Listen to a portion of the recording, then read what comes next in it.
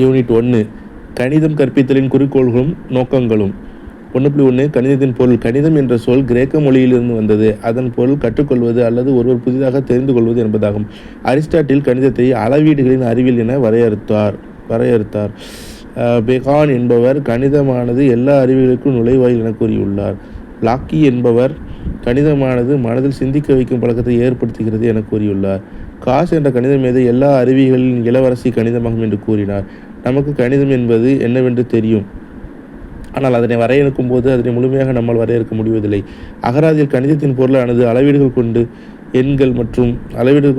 மற்றும் குறியீடுகளின் நடைமுறை தொடர்பு கொண்டுள்ள அறிவியல் ஆகும் என கூறப்பட்டுள்ளது. கணிதமானது அளவீடுகள், அமைப்பு, வெளி மற்றும் மாற்றம், அளவியல், இயற்பியல், வடிவியல் மற்றும் பகுப்பாராய்தல் ஆகிய தலைப்புகளை கொண்டதாகும். கணிதம் கருத்தியல் உண்மைகளை அப்ஸ்ட்ராக்ட் ஆராயும் அறிவியல் என்று வரையறுக்கப்படுகிறது. முக்கோணவியலை பயன்படுத்தி மறைமுகமான அளவுகளை நம்மால் அறிய முடிகிறது. எடுத்துக்காட்டாக, பூமியிலிருந்து சந்திரனுக்கு இடைப்பட்ட தூரம், பூமியிலிருந்து சூரியன் உள்ள தொலைவு, கோள்களுக்கு இடைப்பட்ட தொலைவு ஆகியவற்றை துல்லியமாக அறிய முடிகிறது. கணித பாடத்தின் பிரிவுகள். 1. எண்கணிதம். இது எண்கள் மற்றும் எண்களின் 4 அடிப்படை செயல்களுடன் தொடர்பு கொண்டது. 2. இயற்கணிதம். இது எண்களுடன் தெரியாத அளவீடுகள் x, y, z கொண்டு செயல்படுகிறது. இயற்கணித கோவைகள். இயற்கணித சமன்பாடுகள் மூலம் தெரியாத மதிப்புகளை காண முடிகிறது. 3. வடிவியல். இது உருவங்களின் அளவு மற்றும் அதன் பண்புகளை ஆராய்கிறது. இது புள்ளி, கோடு, கோணம், மேற்பரப்பு மற்றும் திட உருவங்களுடன் தொடர்பு கொண்டது. 4. முக்கோணவியல். இது கோணங்கள் மற்றும் முக்கோணத்தின் பக்கங்களுக்கு உள்ள தொடர்பை விளக்குகிறது.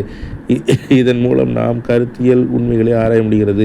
5. பகுப்பாய்வு கணிதம். இது பல்வேறு அளவுகளின் மாறுபாட்டு தன்மையை ஆராய்கிறது. நுண்கணிதம் பகுப்பாய்வில் அடிப்படையாக அமைகிறது. வெவ்வேறான கணித தலைப்புகள். இது கணிதத்தின் பயன்பாட்டுத்தன்மை கொண்ட வெவ்வேறான கணித தலைப்புகளை கொண்டது.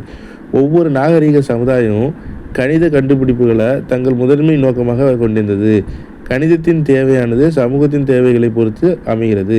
சிக்கல் வாய்ந்த சமூகத்தில் சிக்கல் வாய்ந்த கணித தேவை ஏற்படுகிறது. பழங்கால காட்டுவாசிகளுக்கும் சிறிதளவு எண்ணியலுடன் நேரத்தை சூரியன் நிலை கொண்டும் வேட்டையாடுதலில் கணித திறன்களை பயன்படுத்தியும் வந்தனர் என்பதை அறிந்து கொண்டுள்ளோம். இன்றைய யுகத்தில் கணிதம் எவ்வாறு பயன்படுகிறது என்பதை அறிந்து மக்கள் வியப்படைகிறார்கள்.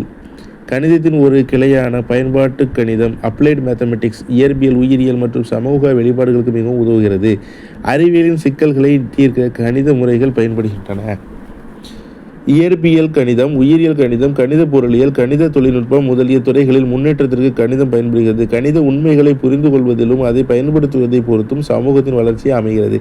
எனவே கணிதமானது எண்ணியலோடு சம்பந்தப்பட்டது என்பதில்லாமல் அது பொது உடைமைப்படுத்துதல், தொடர்புபடுத்துதல், மற்ற அறிவியல் பாடங்களுக்கு உதவுதல் மற்றும் தர்க்க ரீதியில் சிந்திக்க வைப்பது போன்ற செயல்களுக்கும் உதவுகிறது. 1.2 கணிதத்தின் இயல்பு. கணிதத்தின் இயல்பு அறிந்து கொள்ள நாம் கீழ்கண்ட தலைப்புகளை விவாதிப்போம். 1. கணிதம் ஒரு புதியன கண்டுபிடிக்கும் அறிவியல். 2. அது ஒரு அறிவு சார்ந்த ஒரு விளையாட்டு. 3. முடிவுகளை வருவிக்கும் கலைத்திறன் கொண்டது. 4. ஒரு கருவியாக செயல்படும் ஒரு பாடம்.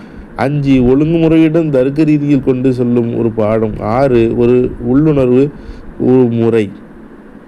கணிதம் ஒரு புதியன கண்டுபிடிக்கும் அறிவியல். கணிதமானது உறவுகளை சொல் வடிவில் எண்களின் பாடங்கள் மூலம் அல்லது வரைபடம் மூலம் கண்டுபிடிப்பதாகும். ஏஎன் ஒயிட்ஹெட் என்பவரின் கூற்றுப்படி ஒவ்வொரு குழந்தையும் கண்டுபிடித்ததற்கான மகிழ்ச்சியை பெறுகிறது. ஆரம்பத்தில் ஒரு குழந்தையின் கண்டுபிடிப்பு உற்று நோக்குதலில் தொடங்குகிறது. பின்பு அதனிடம் கருத்தியல் சக்தி மேம்பாடு அடையும் போது உண்மையான கணித முடிவுகளை வருவிக்கும் போது பாராட்டுகின்ற மனப்பான்மையை பெறுகிறது. இது கணித உண்மைகளையும் கருத்துக்களையும் கண்டுபிடித்ததற்கான மகிழ்ச்சி அளிக்கிறது. கணிதம் அறிவு சார்ந்த ஒரு விளையாட்டு. வெளிக்கட்டுப்பாடுடன் தொடர்பில்லாத தன் சொந்த விதிகளுடன் செயல்படும் ஒரு அறிவு சார்ந்த விளையாட்டாக கணிதத்தை கருதலாம். இக்கருத்தின்படி கணிதமானது மனதிற்கும் நல்ல பயிற்சி அளிக்கும் புதிர்கள், முரண்பாடான செய்திகள் மற்றும் சிக்கல் தீர்த்தல் ஆகியவற்றை கொண்டுள்ளது. 3. கணிதம் முடிவுகளை வருவிக்கும் கலைத்திறன் கொண்டது. மாணவர்களிடம் சரியான முடிவுகளையும் ஊகித்தலையும் சிறந்த சிந்தனையை கொண்டு செயல்பட வைப்பது கணிதத்தின் ஒரு முக்கியமான செயல்பாடாகும். 4. கணிதம் ஒரு கருவியாக செயல்படும் பாடம். இதற்கு முன்காணாத வகையில் 19ஆம் நூற்றாண்டு முதல் கணிதம் ஒரு முழுமை பெற்ற மற்றும் முரண்பாடற்ற பாடாக விளங்கியது. மற்ற பாடங்களுக்கு கணிதம் தொடர்ச்சியாக பயன்பட்டது. கணிதத்திடம் அறிவுரை பெற்ற பொறியியல், பொருள் அறிவியல், அறிவியல், வணிகவியல் போன்ற பாடங்கள் அதன் உதவியுடன் தற்போது அதற்கு நிகராக விளங்குகின்றன. கணிதம் எல்லா கலை மற்றும் அறிவியல் பாடங்களுக்கு சக்தி வாய்ந்த கருவியாக பயன்படுகிறது. 5. கணிதம் ஒழுங்குமுறையுடன் தர்க்க ரீதியில் கொண்டு செல்லும் ஒரு பாடம். கணிதம் இரு முகங்களை கொண்டது. ஒன்று முறைப்படுத்தப்பட்ட விதிவிலக்க அறிவியல் மற்றொன்று விதி வருவிக்கின்ற அறிவியல் என்று பாலி சுட்டிக்காட்டுகிறார். கணிதம் என்பது வரையறைகள், விதிகள், தேற்றங்கள் ஆகியவற்றை கொண்டுள்ளது. கணிதமானது தர்க்க முறையிலான பாடம். இங்கு முடிவுகள் ஒரு சில அடிப்படை ஊகங்கள் மற்றும் வரையறைகளின்படி கருதுகோள்களை அமைத்து பெறப்படுகின்றன. மாணவன் முடிவுகளை முற்கூற்றிலிருந்து பெறுகிறான். எடுத்துக்காக, இரு கோடுகள் ஒன்றை ஒன்று வெட்டி கொண்டால் உண்டாகும் எதிர்கோணங்கள் சமம். முற்கூற்று ஆங்கிள் ஏ மற்றும் ஆங்கிள் டி எதிர்கோணங்கள். எனவே ஆங்கிள் ஏ மற்றும் ஆங்கிள் டி சமம்.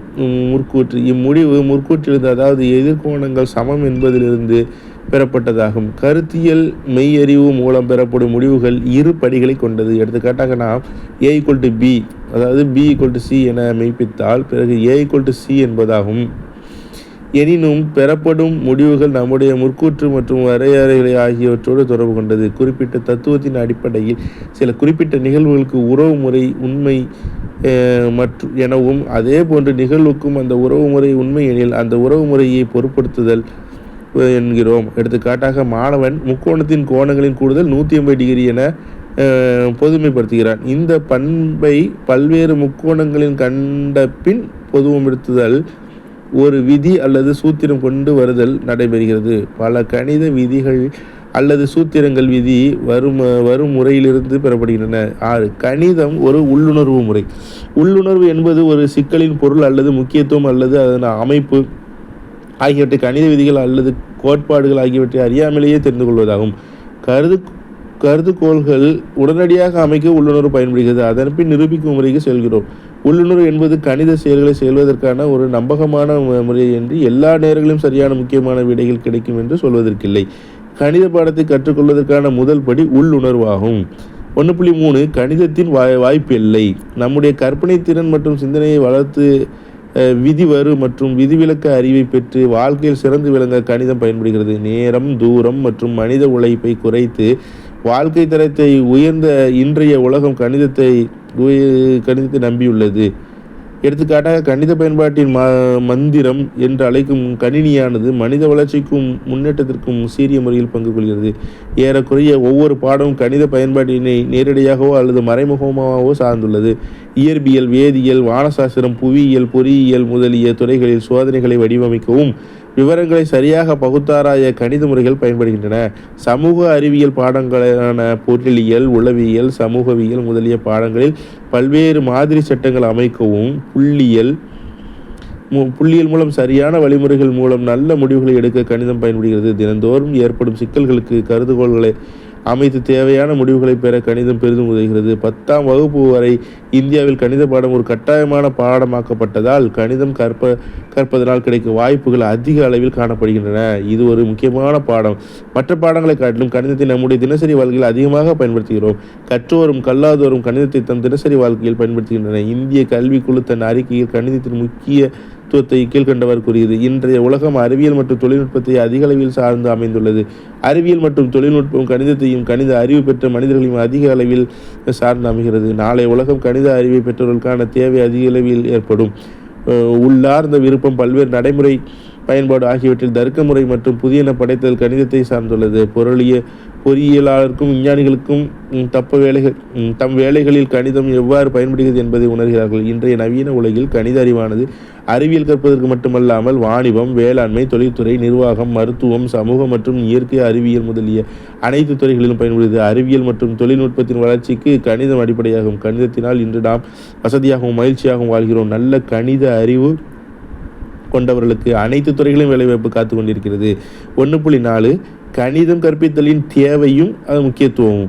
எல்லா அறிவியல்களின் அரசி கணிதம். இன்றைய கணினி யுகத்தில் ஏற்படும் மாற்றங்களுக்கு ஈடு கொடுக்க கணிதத்தை புரிந்து கொண்டு அதனை நம் வாழ்விலும் வேலை செய்யும் இடங்களில் பயன்படுத்தி வாழ்க்கையில் முன்னேற கணிதம் தேவை. கணிதத்தின் முக்கியத்துவத்தை ஒரு சில வரிகளில் கூறிவிட முடியாது. எனினும் கீழே கொடுக்கப்பட்டுள்ள கருத்துக்கள் கணிதத்தின் முக்கியத்தையும் தேவைகளையும் உணர்த்துகின்றன. நம்மை சுற்றியுள்ள உலகத்தை புரிந்து கொள்ள, அன்றாட வாழ்க்கை சூழலை கணித திறன்கள் மூலம் எதிர்கொள்ள கணித அட்டவணைகள், புள்ளியியல் அட்டவணைகள், கணினி ஆகியவற்றை திறம்பட பயன்படுத்த, கலாச்சாரம் மற்றும் நாகரிக வளர்ச்சியினை நன்கு புரிந்து கொள்ள, இயற்கை விதிகளை நன்கு தெரிந்து கொள்ள, புதிய சூழ்நிலை கணித கருத்துக்களையும் கோட்பாடுகளையும் உபயோகிக்கும் திறன் பெற, தன்னம்பிக்கை, தற்சார்பு, பொறுமை ஆகிய பண்புகளை பெற, கணிதத்தில் கற்ற திறன்களையும் அறிவையும் வாழ்க்கையிலும் வேலை செய்யும் இடத்திலும் பயன்படுத்த, மற்ற பள்ளி பாடங்களில் கணித கருத்துக்களையும் தொடர்புகளையும் பயன்படுத்த, அறிவியல் மற்றும் தொழில்நுட்ப வளர்ச்சிக்கு கணித கருத்துக்கள் எவ்வாறு பயன்படுகின்றன அறிந்து பாராட்டுவதற்கு, சிக்கலை தீர்க்கும் போது மாற்று வழிமுறைகளை ஆராய, கணித கருத்துக்களை தெளிவாகவும் கோர்வையாகவும் எடுத்துச் சொல்ல. கணிதம் கற்பித்தலின் மதிப்புகள். எந்த பாடத்தை கற்பிக்க முற்பட்டாலும் ஆசிரியர்களும் மாணவர்களும் கற்பித்தலின் நோக்கம் மற்றும் அதன் மதிப்புகள் என்னவென்று தெரிந்து கொள்வது முதன்மை செயலாகும். ஒரு மனிதனின் ஒழுக்கத்தில் மதிப்புகள் பொருளும் வலிமையும் அளிக்கின்றன. வாழ்க்கை எவ்வாறு வாழ வேண்டும் என்பதை மதிப்புகள் உணர்த்துகின்றன. ஒரு மனிதனின் முழு வளர்ச்சிக்கு மதிப்புகள் பயன்படுகின்றன. எனவே மதிப்புகள் ஒருவரது தனிப்பட்ட மனப்பான்மை, முடிவுகள், விருப்பங்கள், நடத்தை, உறவுகள் முதலியவற்றை பிரதிபலிக்கின்றன. மாவீரன் நெப்போலியன் கணிதத்தின் முன்னேற்றம் மற்றும் வளர்ச்சி ஒரு நாட்டின் வளத்துடன் தொடர்பு கொண்டுள்ளது என்று கூறியுள்ளார். எனவே சமுதாயத்தின் வளர்ச்சிக்கும் கணிதம் முக்கிய பங்கு வகிக்கிறது. கணிதத்தின் ஒரு சில மதிப்புகளை கீழே கொடுக்கப்பட்டுள்ளன. 1. அறிவாற்றல் மதிப்புகள். 2. செயல்முறை மதிப்புகள். 3. சமூக மதிப்புகள். 4. ஒழுக்கப்பயிற்சி மதிப்புகள். 5. கலாச்சார மதிப்புகள். 6. தார்மீக மதிப்புகள். 1. அறிவாற்றல் மதிப்புகள். அறிவாற்றல் வளர்ச்சிக்கு கணிதம் கற்பித்தல் மிக முக்கியமானதாகும். மாணவனின் மூளையை சுறுசுறுப்பாக வைக்க கலைத்திட்டத்தில் கணிதத்தை தவிர வேறு எந்த பாடம் கிடையாது. மன வளர்ச்சிக்கு சிக்கல் தீர்த்தல் பெரிதும் உதவுகிறது.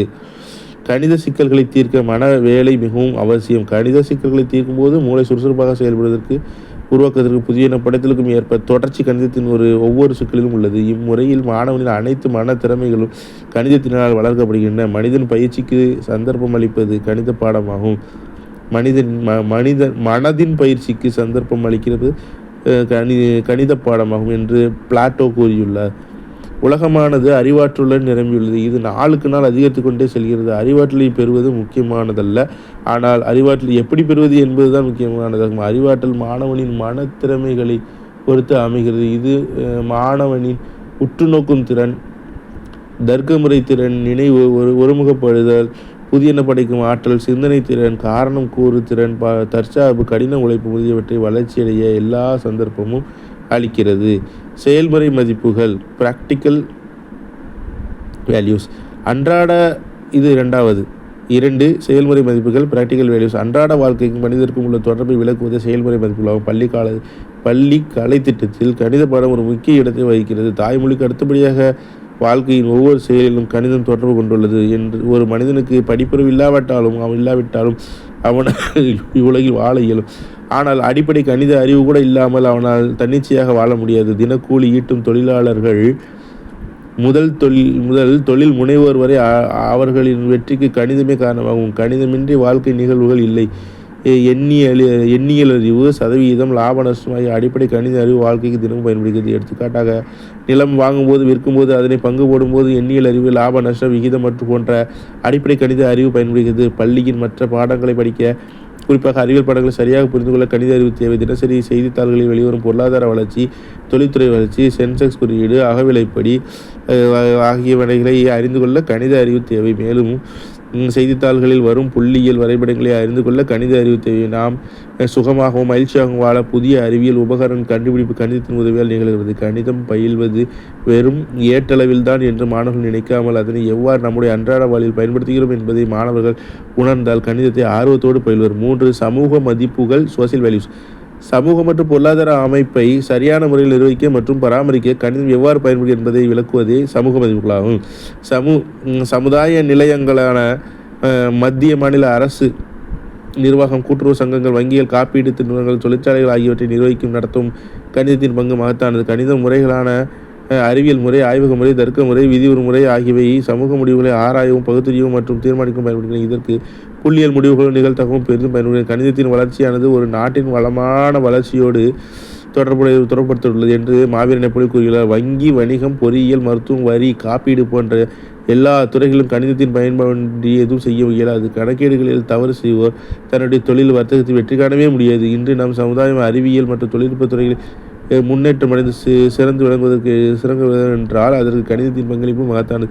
கணிதம் படிப்பதால் நமக்கு கிடைக்கும் தன்னம்பிக்கை, மன உறுதி, பொறுமை, விடாமுயற்சி, நேர்மை, ஒழுக்கம், விழிப்புணர்வு, தலைமை பண்பு, கூட்டுறவு மனப்பான்மை, பிறருக்கு உதவுதல் ஆகியவை சமுதாயத்தில் ஒரு திருப்பதிகரமான வாழ்வை மேற்கொள்ள வழிவகுக்கிறது. கணிதம் கற்பதினால் ஏற்படும் தன்னம்பிக்கை அதிக மதிப்புடையது. சிக்கனமாக வாழும் முறையை கணிதம் நமக்கு போதிக்கிறது.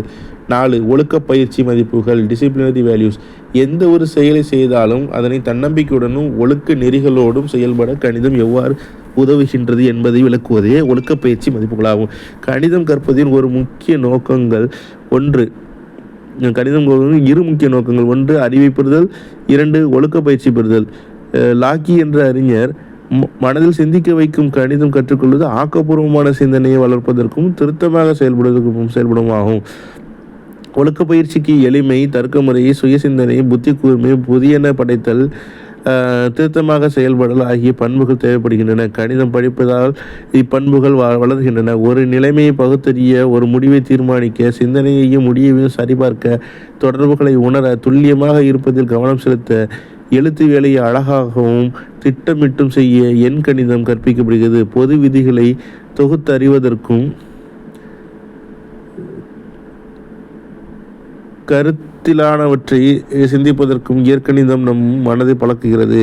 ஆதாரங்களிலிருந்து சரியான முடிவை தருக முறையில் தெரிந்து கொள்ள வடிவியல் முறை பழக்குகிறது. கணித சிக்கலை தீர்க்கும் போது மாணவர்கள் மேற்கொண்ட பண்புகளை பெற்று ஒழுங்கு நெறிகளோடு சிறந்து விளங்குகின்றன. கணித கருத்துக்களை அறிந்து கொள்வதற்கு காட்டிலும் மனித முறைகளை புத்தி கூர்மையோடு கணித கருத்துக்களை அறிந்து கொள்வதை காட்டிலும் கணித முறைகளை புத்தி கூர்மையோடு பயன்படுத்தி கொள்கிறவர் எவரோ அவரை நல்ல கணித ஆற்றல் படைத்தவர். கணித அறிவான a+b² வடிவ கணித விளக்கம், காரணிப்படுத்துதல் ஆகியவற்றை மறந்து போகலாம். ஆனால் இவற்றை கற்றுக்கொள்ளும் போது ஏற்பட்ட ஒழுக்க பண்புகளான சிந்தித்தலை, கருத்தை ஒருமுகப்படுத்துதல், முடிவுகளை சரிபார்த்தல் போன்றவற்றை என்றும் மறக்க முடியாது. இவ்வகையான சிந்தனை பழக்கம் நமக்கு வாழ்வில் ஏற்படும் சிக்கல்களுக்கு ஒழுக்கமான முறைகளில் தீர்வு காண பெரிதும் பயன்படுகிறது. 5. பண்பாட்டு மதிப்புகள், கல்ச்சுரல் வேல்யூஸ்.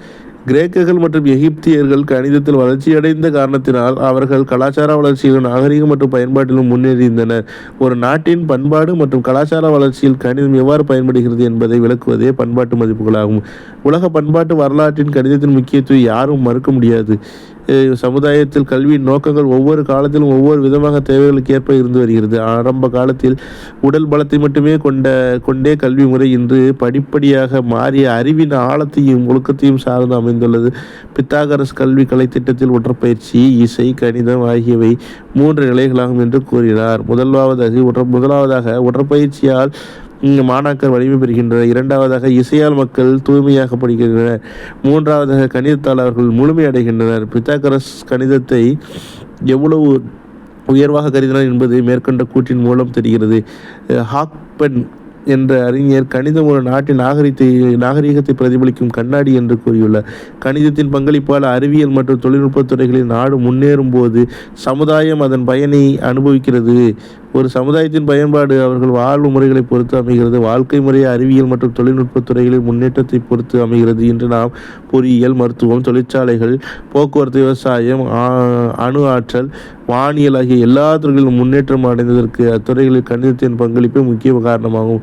உயர்நிலை கணித அறிவு பெறாமல் அறிவியலில் முன்னேற்றம் அடைய இயலாது. எனவே ஒரு சமுதாயத்தின் பண்பாடும் வாழ்க்கை முறையும் கணிதத்தை பொறுத்தே அமைகிறது. 6. தார்மீக மதிப்புகள், மாரல் வேல்யூஸ். தனி மனிதனின் நடத்தையில் உண்டாகும் நல்லது அல்லது தவறான செயல்களை குறிப்பது தார்மீக மதிப்புகளாகும். அறிவியல் பல தார்மீக மதிப்புகளை கொண்டது. நேர்மையான முறையில் உண்மையை தேடுவது அறிவியலாகும்.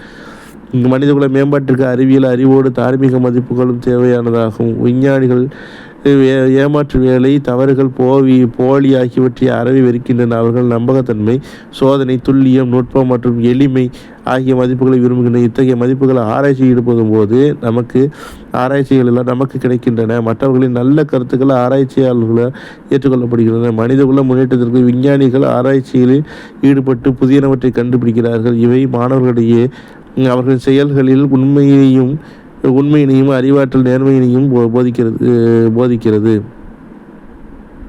1.6 கணிதம் கற்பித்தலில் குறிக்கோள்களும் நோக்கங்களும். குறிக்கோள்கள் என்ன? எய்ம்ஸ். எந்த பாடத்தை கற்பிக்க முற்பட்டாலும் ஆசிரியர்கள் மாணவர்களும் கற்பித்தலின் நோக்கம் மற்றும் அதன் பயன்கள் ஆகியவற்றை தெரிந்து கொள்வது முதன்மையான காரியமாகும். குறிக்கோள் என்பது நீண்டகால இலக்காகும். கல்வி செயல்பாடுகள் மூலம் இதனை அடைய எதிர்பார்க்கிறோம். கல்வியின் குறிக்கோள்கள் தத்துவம் மற்றும் சமூக உளவியல் அடிப்படையில் சமூக மற்றும் கலாச்சார பண்புகளை பொறுத்து அமையும். நோக்கங்கள் அப்ஜெக்டிவ்ஸ். நம்முடைய இலக்குகளை அடைய நோக்கங்கள் உதவுகின்றன. அதாவது நம் குறிக்கோள்கள் அல்லது இலக்குகளை அடைய நோக்கங்கள் உதவுகின்றன. நோக்கங்கள் குறிப்பிடத்தக்கவை, நேரடியானவை மற்றும் பயன்பாட்டு தன்மை கொண்டவை. நோக்கங்கள் கற்பித்தல் அடைவுகள் அல்லது மாணவர்களின் நடத்தை மாற்றத்துடன் தொடர்பு கொண்டவை. நோக்கங்கள் ஆசிரியர்கள் மற்றும் மாணவர்கள் ஆகிய இருவருக்கும் குறிப்பிடுவை. ஆசிரியர் பாடத்திட்டத்தை தயாரிக்கும் நிலையிலும் வகுப்பறைக்கு செல்லும் போது தனக்கு தானே இந்த வினாவை கேட்டுக்கொள்ள வேண்டும். இந்த பாடத்தின் மூலம் மாணவர்களிடம் நாம் எவ்வகையான மாற்றத்தினை கொண்டு வருவேன்? இவ்வகையான மாற்றங்கள் ஆசிரியரின் கல்வி நோக்கங்களாகும். எந்த பாடத்தை கற்பிக்க முற்பட்டாலும் ஆசிரியர்களுக்கும் மாணவர்களுக்கும் கற்பித்தலின் நோக்கம் மற்றும் அதன் தேவை பயன்கள் ஆகியவற்றை தெரிந்து கொள்வது முதன்மை செயலாகும். கணினி யுகத்தில் கணிதம் கற்பித்தலின் குறிக்கோள்களும் நோக்கங்களும் மிகப்பெரிய மாற்றங்களை கொண்டு திகழ்கிறது. ஒரு தனி மனிதனின் வளர்ச்சிக்கும் முன்னேற்றத்திற்கும் மற்றும் கணித அறிவு மற்றும் அதன் திறன்களை வேலை செய்யும் இடத்தில் பயன்படுத்தவும் நமக்கு கணித அறிவு தேவை. கணிதத்தின் முக்கியத்துவத்தை நாம் ஒரு சில வரிகளை கூற இயலாது. எனினும் கீழ் குறிப்பிட்ட கருத்துக்களை கணிதத்தின் தேவை மற்றும் முக்கியத்துவத்தை கணிதம் கற்பித்தலின் நோக்கத்திலையும் குறிக்கோள்களையும் அளிக்கும். 1. அறிவாற்றல் நோக்கங்கள். அதில் 1 நம்மை சுற்றியுள்ள உலகத்தை புரிந்து கொள்ள. 2வது அன்றாட வாழ்க்கைக்கு சூழலை கணித திறன்கள் மூலம் எதிர்கொள்ள. 3 கலாச்சாரம் மற்றும் நாகரிக வளர்ச்சியை நன்கு புரிந்து கொள்ள. 4 இயற்கை விதிகளை நன்கு தெரிந்து கொள்ள. 5 விவரங்களை சேகரித்து விவரப்படுத்தி பகுத்தாராய்ந்து அதனின்று முடிவுகளை பெறவும் முடிவுகளிலிருந்து வருவது உரைக்கவும். 6 வாய்வழி மற்றும் எழுத்து வடிவில் உள்ள கணித மொழியை பயன்படுத்த. 7 மாணவனை உயர்கல்விக்கு செல்ல ஆயத்தப்படுத்துதல். 2வது திறன் நோக்கங்கள். அதில் 1 கணித அட்டவணைகள், புள்ளியியல் அட்டவணைகள், கணினி ஆகியவற்றை திறம்பட பயன்படுத்த. 2 புதிய சூழ்நிலையில் கணித கருத்துக்களையும் கோட்பாடுகளையும் உபயோகிக்கும் திறன் பெற. 3 கணிதத்தில் கற்ற திறன்களையும் அறிவையும் வாழ்க்கையிலும் வேலை செய்யும் இடத்திலும் பயன்படுத்த. 4 மற்ற பள்ளி பாடங்களில் கணித கருத்துக்களையும் தொடர்புகளையும் பயன்படுத்த. 5 கணித கருத்துக்களை தெளிவாகவும் கோர்வையாகவும் எடுத்துச் சொல்ல. 6 கணித செயல்கள் மற்றும் திறன்களை வேகமாகவும் துல்லியமாகவும் செய்ய. 7 கணித ஆர்வத்தை வளர்த்து விதிவிலக்க மற்றும் விதி நிரூபணங்கள் மூலம் சிக்கலை தீர்த்தல். 8 படிவங்களை புரிந்து கொள்ள. 9 கணிதம் கற்றுக்கொள்வதன் முக்கிய குறிக்கோள்கள் ஆற்றல் பெறுவது அன்றி அறிவு மட்டுமல்ல, ஆதாரங்களிலிருந்து பெறப்பட்ட அறிவு ஆற்றலாக மாறி புதியனப்படுத்தலுக்கு உதவுகிறது. 10 தருக்க மற்றும் கூர் சிந்தனையை வளர்க்க. 11 கணிதத்தின் திறன்களை துல்லியம், வடிவம், உருவங்களை நேர்த்தியாக வரைய. 12 சிக்கலை தீர்க்கும் போது மாற்று வழிமுறைகளை ஆராய. இதில் 3வது பாராட்டும் நோக்கங்கள். 1 அறிவியல் மற்றும் தொழில்நுட்ப வளர்ச்சிக்கு கணித கருத்துக்கள் எவ்வாறு பயன்படுத்துகின்றன என அறிந்து பாராட்டுவதற்கு. 2 கணிதம் அறிவியலின் ஒரு சக்தி வாய்ந்த கருவி என்பதை அடையாளம் காணவும் அது அளவில்லாத பயன்பாட்டை தம்மை கொண்டது என்பதை உணர. 3வது கணிதத்தை மகிழ்ச்சியுடன் அணுகவும் சிக்கலை தீர்க்கும் போது பொறுமையாகவும் விடாப்பிடியாகவும் ஈடுபட. 4 கணிதம் மற்ற பள்ளி பாடங்களுக்கு எவ்வாறு தொடர்பு கொண்டுள்ளது என தெரிந்து கொள்ள. 5 கணிதத்தின் கலாச்சார மதிப்புகளை உணர்ந்து பாராட்ட. 4வது மனப்பான்மை நோக்கங்கள். அதில் 1 தன்னம்பிக்கை, தற்சார்பு, பொறுமை ஆகிய பண்புகளை பெற. 2 கணிதம் கற்பதற்கான நேர்மறை மனப்பான்மைகளை வளர்த்தல். 3 எந்த நிலையிலும் துல்லியமாக தருக்க முறையிலும் திறனாய்வு செய்ய. 4 கடின உழைப்பை, பொறுமை, தன்னம்பிக்கை, நேரம் தவறாமை போன்றவை பண்புகளை வளர்க்க. 5 மாணவர்களிடம் நல்ல மதிப்புகளை உண்டாக்க. 5வது சமூக நோக்கங்கள். அதில் 1 மாணவர்களுடன் இணைந்து விருப்பமாக பணியாற்ற. 2 மாணவனின் முழு வளர்ச்சி மூலம் ஆளுமையை வளர்த்த.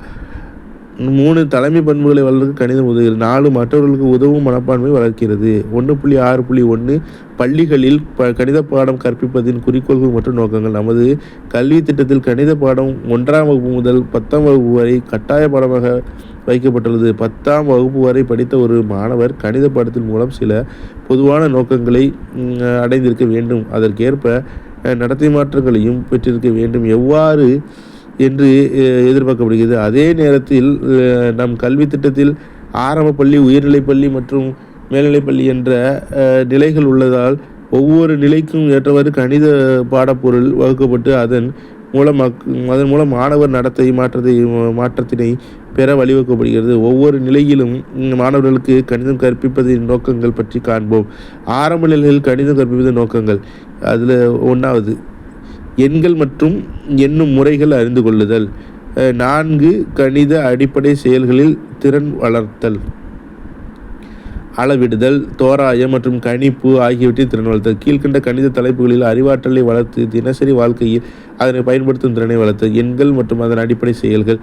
எண் முறையினம், வடிவியல், உருவங்களின் அடிப்படை கருத்துக்கள், இரு பரிமாணம் மற்றும் முப்பரிமாண உருவங்கள், நீளம், எடை, கொள்ளளவு, நேரம் பற்றிய அளவைகள் மற்றும் அவற்றின் கணித செயல்பாடுகள் மற்றும் அலகுகளை அறிதல், பணமதிப்பை அறிதல், தகவல்களை சேகரித்தல், விவரப்படுத்துதல் மற்றும் விளக்கப்படுத்தல், முறையாக சிந்திக்கும் ஆற்றலை வளர்த்தல், கணிதத்தில் கற்ற திறன்களையும் அறிவையும் தினசரி வாழ்க்கையில் பயன்படுத்த, கணிதத்தை மகிழ்ச்சியுடன் அணுக மற்றும் ஓய்வு நேரத்தை நல்ல முறையில் பயன்படுத்த, கணித சிக்கல்கள் மற்றும் விசாரணையின் நுட்பங்களை அறிய, வேகம், துல்லியம் மற்றும் கணித குறியீடுகளை பயன்படுத்தும் திறனை வளர்க்க. 2வது உயர்நிலைப் பள்ளியில் கணிதம் கற்பித்ததின் நோக்கம். உயர்நிலைப் பள்ளியில் கணிதம் கற்பிப்பதின் நோக்கங்கள். கணித ஆர்வத்தை வளர்த்து சிக்கல்களை தீர்க்கும் போது விதி வறுமறை மற்றும் விதிவிலக்க முறை தர்க்க அறிவை பயன்படுத்த, கணிதத்தின் 5 கிளைகளில் அறிவாற்றல் கருத்துக்களை புரிந்து கொள்ளும் திறனை வளர்க்க. எண் முறையினம், இயற்கணிதம், வடிவியல் மற்றும் முக்கோணவியல், புள்ளியியல் மற்றும் நிகழ்தகவு மற்றும் வெவ்வேறான கணித தலைப்புகள். உருவமற்ற தர்க்க மற்றும் கூர் சிந்தனையை வளர்த்து தன் வேலை மற்றும் மற்றவர் வேலையில் பிரதிபலித்தல். பழக்கமான மற்றும் அறிமுகமில்லாத சூழ்நிலை மற்றும் உண்மை வாழ்க்கை சூழல்களில் தகுந்த கணித கருத்துக்களை பயன்படுத்தும் திறன் பெற. ஒரு சிக்கலை தீர்க்க தகுந்த கருத்துக்கள் மற்றும் விதியினை பயன்படுத்தும் திறனை பெற. வாய்வழி மற்றும் எழுதும் போது தகுந்த கணித குறியீடுகளை பயன்படுத்த. கணித மேம்பாட்டிற்கு தேவையான அறிவாற்றல் திறன் மற்றும் மனப்பான்மைகளை வளர்க்க. சிக்கலை தீர்க்கும் போது மாற்று வழிமுறைகளை ஆராய, தகவல்களை சேகரித்தல், விவரப்படுத்தல், ஆய்வு செய்தல், விளக்கம் அளித்தல் மற்றும் அதன் முடிவுகளிலிருந்து தீர்மானித்தல் மற்றும் கவனித்தல். கடின உழைப்பு, சுயநம்பிக்கை, ஒருமுகப்படுத்தல் மற்றும் புதிய கண்டுபிடித்தல் ஆகியவற்றில் மனப்பான்மைகளை வளர்க்க. கணித சிந்தனையை வளர்க்க தொழில்நுட்பத்தை பயன்படுத்த, மற்றவர்களுடன் இணைந்து விருப்பமாக பணியாற்ற. 3வது மேல்நிலைப் பள்ளிகளில் கணிதம் கற்பிப்பதன் நோக்கங்கள். மேல்நிலைப் பள்ளியில் கணிதம் ஒரு விருப்ப பாடமாக கற்பிக்கப்படுகிறது. தான் வாழும் உலகை புரிந்து கொண்டு சமூகத்தின் மீது கணிதத்தின் தாக்கத்தை அறிந்து கொள்ள, ஒரு சிக்கலை தீர்க்கும் போது முறையான திட்டமிட்ட முறையை பின்பற்ற, கணிதத்தின் புதியன படைக்கும் ஆற்றலை வளர்த்து புதுமைகளை படைக்க, அறிவியல் முறைகளை அறிந்து கொண்டு அறிவியலில் மனப்பான்மையை வளர்க்க, ஓய்வு நேர கணித செயல்களில் ஆர்வத்தை வளர்த்தல், கணித வடிவமைப்பை அறிந்து பாராட்டுதல், கீழ்கண்ட கணித பாடங்களில் அறிவாற்றலையும் கருத்துக்களையும் அறிய செய்தல். சிக்கல் எண்கள், வெக்டார், பகுமுறை வடிவியல், நுண்கணிதம், நிகழ்தகவு மற்றும் அதன் பயன்பாடுகள். கணித மேம்பாட்டிற்கு தேவையான அறிவாற்றல் திறன் மற்றும் மனப்பான்மைகளை வளர்க்க, கணித முடிவுகளிலிருந்து தீர்மானித்தல் மற்றும் கணித்தல், மற்றவருடன் இணைந்து செயலாற்றும் ஆற்றலை வளர்க்க, கணிதத்தின் கலாச்சார மதிப்புகளை உணர்ந்து பாராட்ட. 1.6.2 நோக்கங்களுக்கும் குறிக்கோள்களுக்கும் உள்ள வேறுபாடு. நோக்கங்கள். 1வது நோக்கங்கள் குறுகிய கால திட்டங்களாகும். குறிக்கோள்கள் நீண்ட கால திட்டங்களாகும். நோக்கங்கள் என்றால் அப்ஜெக்டிவ்ஸ், குறிக்கோள் என்றால் எய்ம்ஸ். 2வது நோக்கங்கள் குறிப்பானது மற்றும் துல்லியமானது. குறிக்கோள்கள் பரந்தது மற்றும் பொதுவானது. 3 நோக்கங்களின் மூலங்கள் தத்துவம், சமூகவியலாகும். குறிக்கோள்களின் மூலம் உளவியலாகும். 4வது நோக்கங்களை அடைவது எளிது, குறிக்கோள்களை அடைவது கடினம். 5 நோக்கங்கள் நிறைவேற பெரும்பாலும் ஆசிரியர் பொறுப்பாவார். குறிக்கோள்களை நிறைவேற பள்ளி, சமுதாயம் மற்றும் நாடு பொறுப்பாக அமைகிறது. 6வது நோக்கங்கள் பார்வை இயலுகின்ற நடத்தை கூறுகளை கொண்டது, குறிக்கோள்கள் பார்க்க இயலாத நடத்தை கூறுகளை கொண்டது. 7 நோக்கங்கள் கலை திட்டத்திலேயே பெறப்படுவதாகும். குறிக்கோள்கள் முழுமையடைய கலை திட்டத்திற்கு அப்பாற்பட்டு செல்ல வேண்டும். 8வது உடனடியான குறிப்பிட்ட லட்சியங்கள் நோக்கங்களாகும். முழுமையான ஆளுமை வளர்ச்சி பெறுதலே குறிக்கோளாகும். 1.7 கற்பித்தல் நோக்கங்கள் மற்றும் நடத்தை நோக்கங்கள். கற்பித்தல் நோக்கங்கள். கணிதத்தின் அனைத்து குறிக்கோள்களையும் கலைத்திட்ட பகுதியில் தெரிந்து கொள்வது இயலாத காரியமாகும். ஏனென்றால் கலைத்திட்டம் என்பது வகுப்பறை செயல்பாடுகளும் வகுப்பறைக்கு வெளியே பெறும் அனுபவங்களையும் குறிப்பதாகும். குறிக்கோள்கள் கல்வி செயல்பாடுகளை கட்டளையிடுகின்றன. நோக்கங்கள் குறிக்கோள்களை இலக்காக கொண்டு அமைகின்றன. குறிக்கோள்களை சிறு சிறு நிலையான அடையத்தக்க பகுதிகளாக பிரிக்கப்பட்டு கூறுவதை நோக்கங்கள் என்கிறோம். எனவே நோக்கங்கள் குறிக்கோள்களின் ஒரு பகுதியாகும். குறிக்கோள்கள் பொதுவானதும் நீண்ட கால இலக்குகளை கொண்டதும் ஒன்று அல்லது அதற்கு மேற்பட்ட பாடங்களுக்கு பொதுவானதாகவும் இருக்கலாம். நோக்கங்கள் குறிப்பிடத்தக்கவை உடனடியாக அடையக்கூடிய இலக்குகளாக அமையும். நோக்கங்கள் திட்பமாகவும் தெளிவாக வரையறை செய்யப்பட்டதாகவும் ஒரு பாட வேலைக்குள் அடையக்கூடியதாகவும் இருக்க வேண்டும். எனவே நோக்கங்கள் கற்றல் வழிமுறைகளுடன் நேரடியாக தொடர்பு கொண்டிருக்கும் நோக்கங்கள் இருவகைப்படும். ஒன்று, பொதுவான நோக்கங்கள் ஜெனரல் அப்ஜெக்டிவ்ஸ், பார்க்க இயலாத மாணவர்களின் நடத்தை கூறுகளை கொண்டது பொதுவான நோக்கங்களாகும். நோக்கங்களின் கூற்றுகள் வினை சொற்களான தெரிந்து கொள்கின்றான், புரிந்து கொள்கிறான் என முடியும். அறிவாற்றலை மாணவன் அறிந்து கொள்கிறான் அல்லது புரிந்து கொள்கிறான் என்பதை ஆசிரியர்கள் பார்க்க இயலாது. எனவே இவை பார்க்க இயலாத நடத்தை கூறுகளாகும். எடுத்துக்காட்டுகள்: 1. மாணவன் கணித நிகழ்வுகள் உண்மைகள் கோட்பாடுகளை அறிந்து கொள்வது. 2. இரு முக்கோணங்கள் சர்வ சமமாக இருக்க நிபந்தனைகளை புரிந்து கொள்கிறான். 2. சிறப்பு நோக்கங்கள் ஸ்பெசிஃபிக் அப்ஜெக்டிவ்ஸ். ஆசிரியரால் பார்க்க இயலுகின்ற மற்றும் அளவிடக்கூடிய மாணவர்களின் நடத்தை கூறுகளை சிறப்பு நோக்கம் என்கிறோம். இப்படிப்பட்ட நோக்கங்களின் கூற்றுகள் செயல்வினை சொற்களான காரணம் கூறுகிறான், வகைப்படுத்துகிறான், நினைவு கொண்டு வருகிறான், படம் வரைகிறான் ஆகியவற்றை கொண்டு முடியும். எடுத்துக்காட்டுகள்: 1. மாணவன் கணித கணக்கீடுகளை வேகமாகவும் துல்லியமாகவும் செய்கின்றான். 2. மாணவன் வட்டத்தின் பரப்பளவை நினைவுக்கு கொண்டு வருகிறான். கற்பித்தலின் நோக்கங்கள். கற்பித்தல் நோக்கங்கள் என்பவை எதிர்பார்க்கப்படும் கற்பித்தல் வெளிப்பாடுகளை தெளிவாக விவரிக்கும் அறிக்கையாகும். கற்பித்தல் நோக்கங்கள் ஆசிரியருக்கு மாணவர்கள் கற்றல் செயல்முறைகளில் உதவியாக உள்ளது. மேலும் மதிப்பீடு செய்வதற்கும் இவை முக்கியமானது. ஒரு பாடத்திட்டத்தின் கவனம் கற்பித்தல் நோக்கங்களில் உள்ளது. கற்பித்தல் செயல்களை ஆரம்பிக்கும் முன்பு கற்பித்தல் நோக்கங்கள் ஆசிரியருக்கு வழிகாட்டியாக விளங்கும். கற்பித்தல் நோக்கங்கள் 3 கற்றல் தொகுதிகளாக அறிவாற்றல், மனப்பான்மை மற்றும் உடல் இயக்கம் ஆகியவற்றில் வகைப்படுத்தலாம். கற்பித்தல் முடிந்த பின் கற்பவர் என்ன செய்ய இயலும் என்பதை நோக்கங்கள் எடுத்து கூற வேண்டும். நோக்கங்கள் என்பது கற்றல் செயல்முறை எவ்வாறு நடைபெற்றது என தெரிவிக்கப்படுவதில்லை. கற்பித்தல் நோக்கங்களை எழுதுவதன் குறிக்கோள். 1. கற்றல் வெளிப்பாடுகளை மாணவர் நிகழ்த்த முடிகிற செயல்கள் மூலமாக வரையறை செய்ய. மாணவருக்கான எதிர்பார்ப்புகளை நிலைநாட்ட. பாட வளர்ச்சி மற்றும் கற்பித்தல் செயல்களில் தொடர்புடைய தகவல் மற்றும் திறன்களில் கவனம் செலுத்த. கற்பித்தலுக்கான தெளிவான காரணங்களை தெரிவிக்க. தேவையில்லாத தகவல்கள் மற்றும் செயல்களை நீக்குவதற்கான அளவுகோல்களை வழங்குவது. வெற்றி எவ்வாறு அளவிட வேண்டும் என்பதை குறிப்பிட. கற்பித்தல் நோக்கங்களின் பண்புகள். கற்பித்தல் நோக்கங்கள் என்பவை திட்டவட்டமான அளவிடத்தக்க குறுகிய கால மற்றும் கவனிக்கத்தக்க மாணவர் நடத்தை பற்றியதாகும்.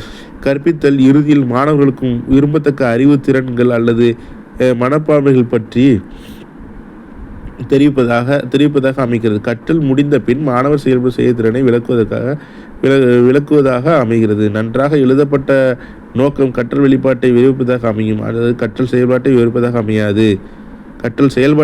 அமையாது. நோக்கம் கற்பவரை மையமாக கொண்டிருக்கும், ஆசிரியரை அல்ல. அது கற்பவரால் என்ன செய்ய இயலும் என்பதை விவரிப்பதாக அமையும், அது ஆசிரியரின் செயலை விளக்குவதாக அமையாது. ஒரு கற்பித்தல் நோக்கம் காணத்தக்கதாக இல்லை எனில் அது தெளிவில்லாத எதிர்பார்ப்புகளை அளிப்பதோடு அதனை தீர்மானிக்கவும் இயலாது. காணத்தக்க நோக்கக்கூறுகளை எழுதுவதன் சாவி காணத்தக்க வினை சொற்களை பயன்படுத்துவதில் உள்ளது.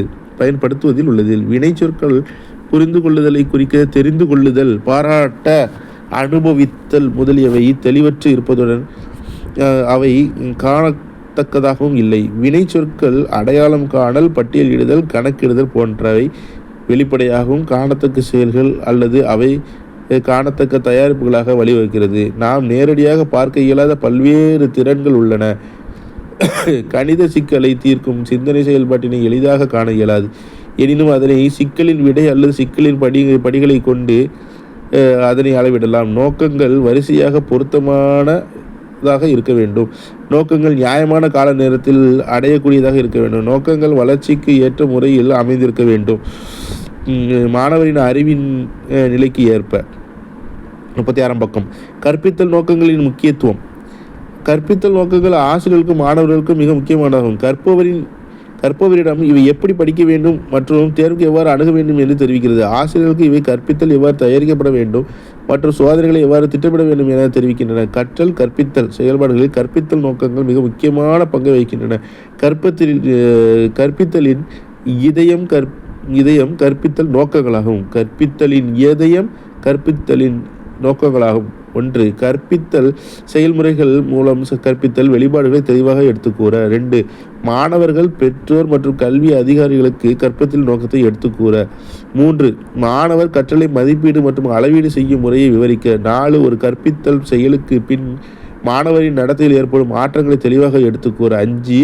கற்பித்தல் நோக்கங்கள் இல்லை எனில் மாணவனின் 3 களங்களில் நடத்தை அணுகல் எவ்வாறு இருந்தது என ஆசிரியர் தீர்மானிக்க இயலாது. அறிவாற்றல், மனப்பான்மை, உடல் இயக்க களங்கள். 6 கற்பித்தல் நோக்கங்கள் பிரதிபலிப்பை ஊக்குவிக்கவும் மற்றும் பாட கற்பித்தலை சிறந்த முறையில் வடிவமைக்கவும் உதவுகிறது. 7 கற்பித்தல் நோக்கங்கள் கற்பவரின் வலிவூட்டல் சூழ்நிலையை வரையறுக்கிறது. 8 நோக்கங்களுக்கு ஏற்ப ஆசிரியர் கற்பிப்பு முறைகளில் மாணவர்களுக்கு ஏற்ப மாற்றம் செய்து கொள்ள உதவி புரிகிறது.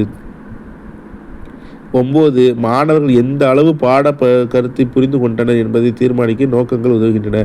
10 கற்பித்தலுக்கு தேவையான முறைகள், பொருட்கள் மற்றும் செயல்கள் ஆகியவற்றை தேர்ந்தெடுக்க ஆசிரியர்கள் மாணவர்கள் நோக்கங்கள் வழிகாட்டின. நடத்தை நோக்கங்கள் பிஹேவியரல் ஆப்ஜெக்ட்ஸ். நடத்தை நோக்கங்கள் என்பது அளவிடக்கூடிய முறைகள் வெளிவரும் கற்றல் வெளிப்பாடாகும். இது கற்பவரின் அனுபவத்தை கூறுவதோடு மாணவனை மதிப்பீடு செய்வதற்கும் அடிப்படையாக உள்ளது. நடத்தை நோக்கங்களை எழுதுவதற்கான குறிப்புகள். 1 நடத்தை நோக்கத்தை வினைச்சொல்லோடு ஆரம்பியுங்கள். ஒரு நடத்தையின் முக்கியமான அம்சம் கற்றல் செயல்பாடுகளில் இருந்து வினைச்சொல்லை தேர்ந்தெடுப்பதாகும். 2 கற்பவர் செயல்திறனுக்கு ஏற்ப ஒவ்வொரு நோக்கத்தை கூறுகள். நடத்தை நோக்கம் என்பது பார்க்கக்கூடியதும் அளவிடக்கூடியதாக இருக்க வேண்டும். நடத்தை என்பது ஒருவருடைய செயலினால் வெளிப்படக்கூடியது. இதனை மற்றொரு காண்பார், உணர்வார் அல்லது கேட்பார். 3 ஒவ்வொரு நோக்கத்தையும் கூறுங்கள், ஏனெனில் அது ஒரு பொதுவான கற்றல் வெளிப்பாட்டை எடுத்துரைக்கும். நடத்தை கற்றல் மற்றும் ஊக்குவித்தல். நடத்தை கற்றலுக்கு ஊக்குவித்தல் ஒரு முக்கியமான பங்கை அளிக்கிறது. மாணவர்களுக்கு மிகை வலுவூட்டல் ஊக்குவித்தலாக அமைகிறது. எடுத்துக்காட்டாக, ஒரு மாணவன் சிறந்த மதிப்பெண் பெற்றதற்காக பாராட்டப்படும் போது பாடங்களை அந்த மாணவன் இன்னும் திறமையாக படிப்பான். ஆனால் அது நல்ல மதிப்பெண் பெற்ற போதும் பாராட்டப்படாமல் இருந்தால் அது அந்த மாணவனுக்கு குறை வலுவூட்டலாக அமைந்து எந்த மதிப்பெண் எடுத்தாலும் அது நமக்கு ஒரு பொருட்டல்ல என அவனது மனது எண்ணும். எனவே அம்மாணவனுக்கு சோதனைகள் முக்கியமானவை அல்ல. மாறாக, ஒரு மாணவன் மிகை வலுவூட்டல் பெறும்போது மிகை தூண்டல் பெற்று அடுத்த சோதனை மிக நல்ல மதிப்பெண்கள் எடுக்க தூண்டுகோலாகிறது. எனவே மிகை தூண்டல் மிகை மதிப்பெண் பெற தொடர்பு ஏற்படுத்துகிறது. நடத்தை நோக்கங்களின் குறிகள். ஆசிரியர் கற்றலை வடிவமைக்க உதவி புரிகிறது. ஆசிரியர் மதிப்பீடு செய்ய உதவி புரிகிறது. கற்றலில் கவனம் கொள்ள மாணவர்களுக்கு உதவி புரிகிறது. சுய மதிப்பீடு செய்து கொள்ள மாணவர்களுக்கு உதவுகிறது. கற்றலை சரியாக ஒழுங்கமைக்க திட்டமிடுகிறது.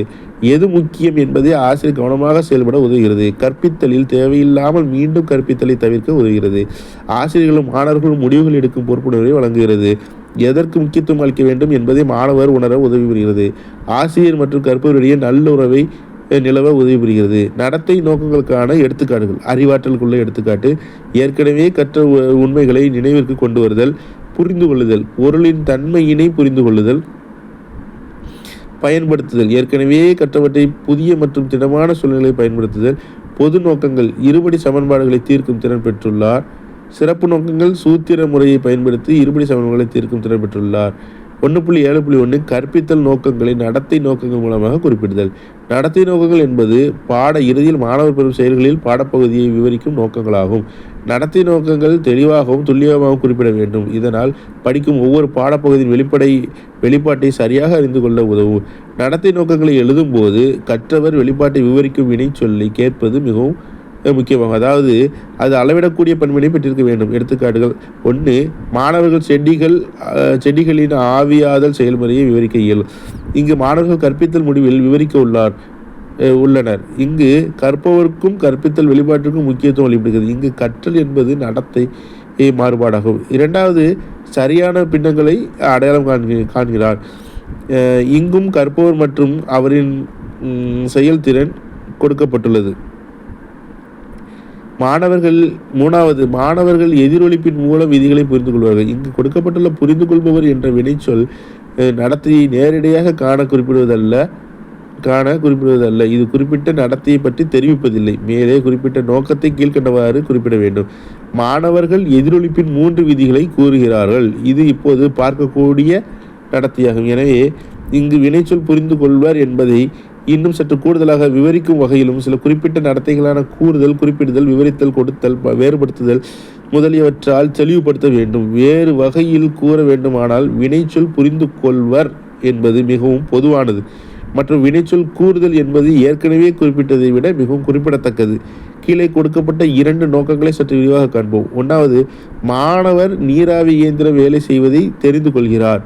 2 மாணவர் நீராவி இயந்திரம் வேலை செய்வதை 10 முதல் 15 வாக்கியங்களில் விவரிக்கின்றார்.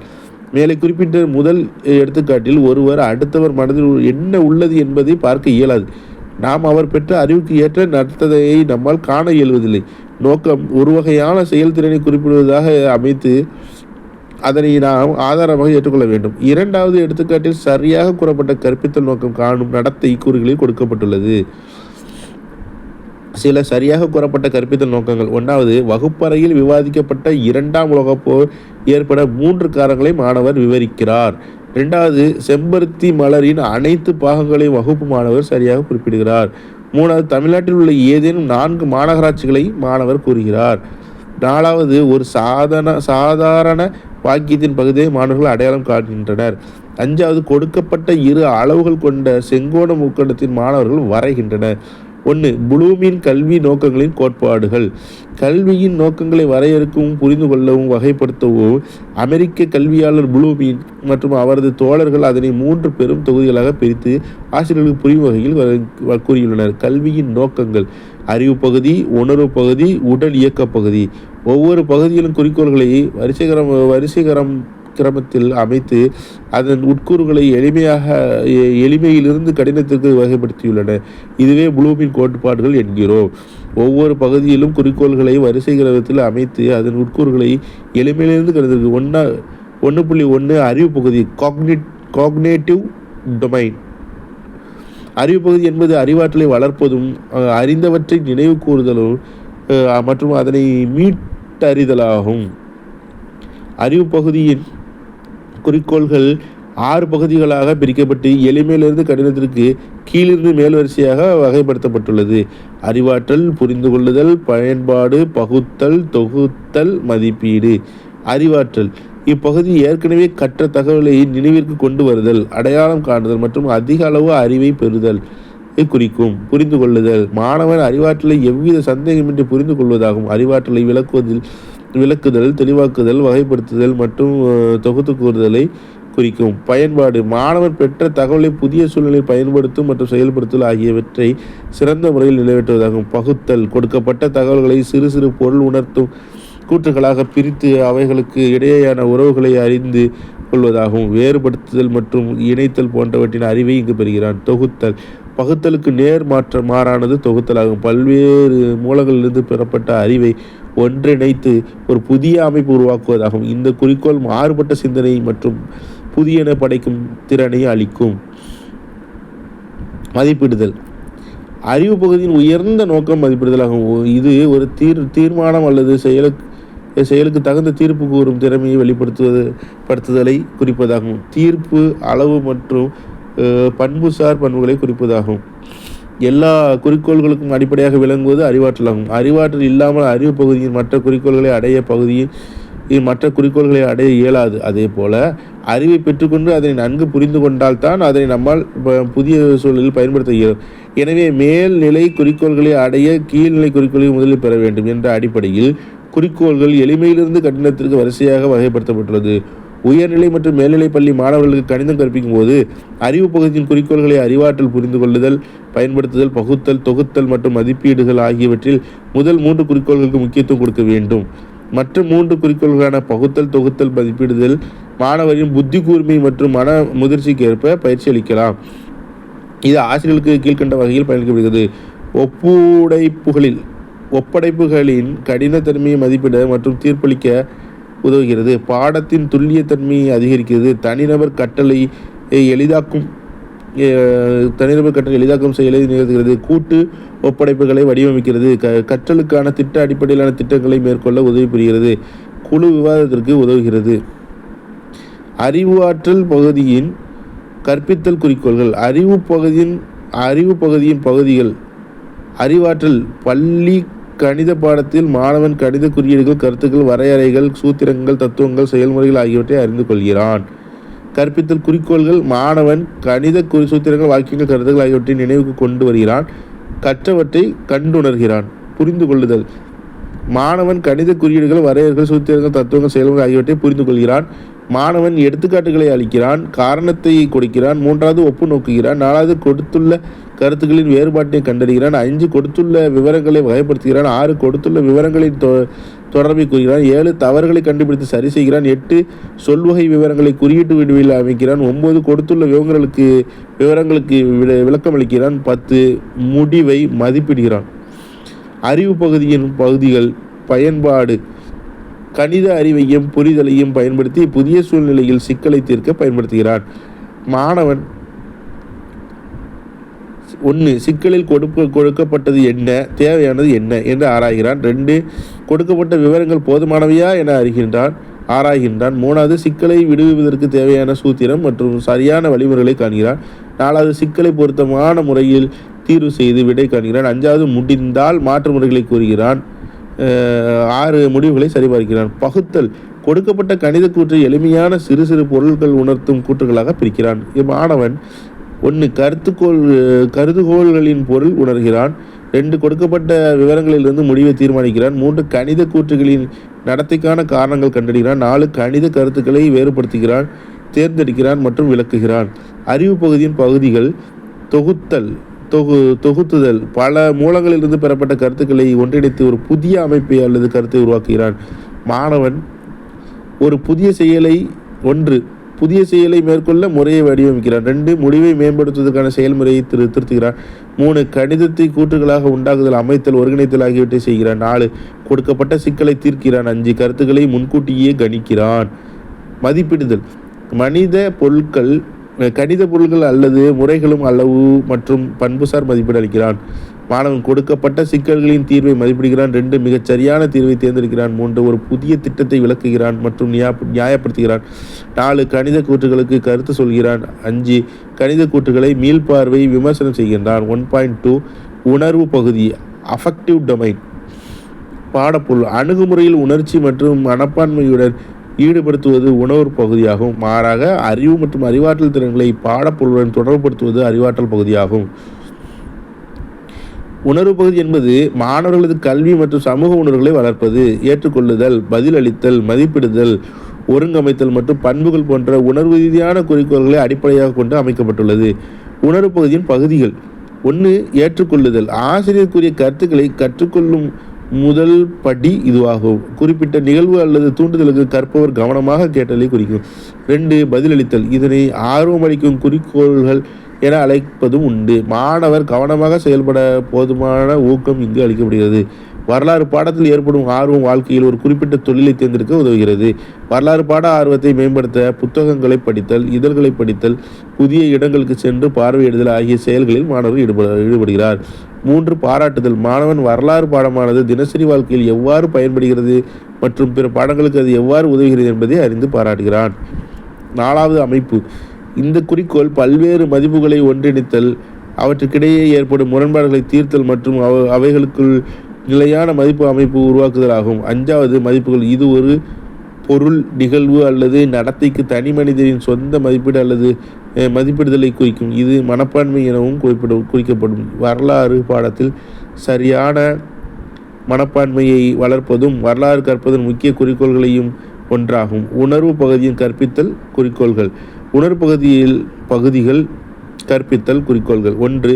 ஏற்றுக்கொள்ளுதல், மற்றவர்கள் கூறுவனவற்றை கவனத்தோடு கேட்பது, புதிய பாடப்பொருள் கேட்டல் மற்றும் நினைவு கொண்டு வருதல். மாணவர் 1. தெரிந்து கொள்ளுதல் குறிக்கோள்கள்: கேள்வி கேட்டல், புரிந்து கொள்ளுதல், தவறுகளை தைரியமாக சுட்டிக்காட்டுதல், மற்றவர்கள் கூறுவதை கவனமாக கேட்கிறான். 2. பதிலளித்தல், வகுப்பறை விவாதங்களில் பங்கு பெறுதல், விளக்க காட்சி அளித்தல், கருத்துக்கள், யோசனைகள் முதலியவற்றில் வினா கேட்பது. மாணவன் 1. கணித நூல்களை படிக்கிறான். 2. புதிதாக கணக்குகளை விடுவிக்கிறான். 3. பள்ளியின் ஆண்டு இதழுக்கு கணித கட்டுரைகள் எழுதுகிறான். 4. சிக்கலை விடுவிக்க சுருக்கு முறைகளை கையாளுகிறான்.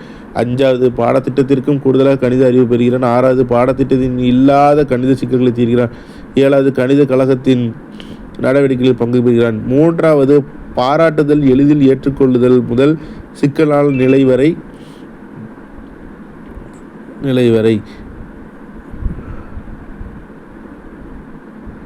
மாணவன் சிக்கலை தீர்க்க தன் திறமையை பயன்படுத்துகிறான். 1. 2. குறிப்பிட்ட பொருள், நிகழ்வு அல்லது நடத்தையின் மதிப்பீடுகளை அறிதல். இது ஒரு குறிப்பிட்ட மதிப்புகளின் தொகுப்பின் உள்மயமாக்கலுக்கு அடிப்படையாக விளங்குகிறது. 2. சமூக முன்னேற்றத்துக்கான ஒரு திட்டத்தை முன்மொழிந்து அதனை முழு மனதோடு அர்ப்பணிக்கிறான். 3. கணிதம் எவ்வாறு தினசரி வாழ்க்கையில் பயன்படுகிறது என உணர்ந்து பாராட்டுகிறான். 4. அமைப்பு, சுதந்திரம் மற்றும் பொறுப்பான நடத்தை அவசியத்தை அங்கீகரித்து சிக்கலின் தீர்வுக்கு முறையான திட்டமிடலில் பங்கு எடுத்துக் கூறுகிறது. மாணவன் சுதந்திரம் மற்றும் பொறுப்பான நடத்தை ஆகியவற்றின் சமநிலையை உணர்ந்து கொள்கிறான். சிக்கலை தீர்க்கும் போது முறையான திட்டமிடலின் பங்கை விளக்கிறான். 2வது. 5வது, மதிப்புகள் ஒருவரின் நடத்தையை கட்டுப்படுத்தும் அமைப்பு இங்கு ஏற்படுத்துகிறது.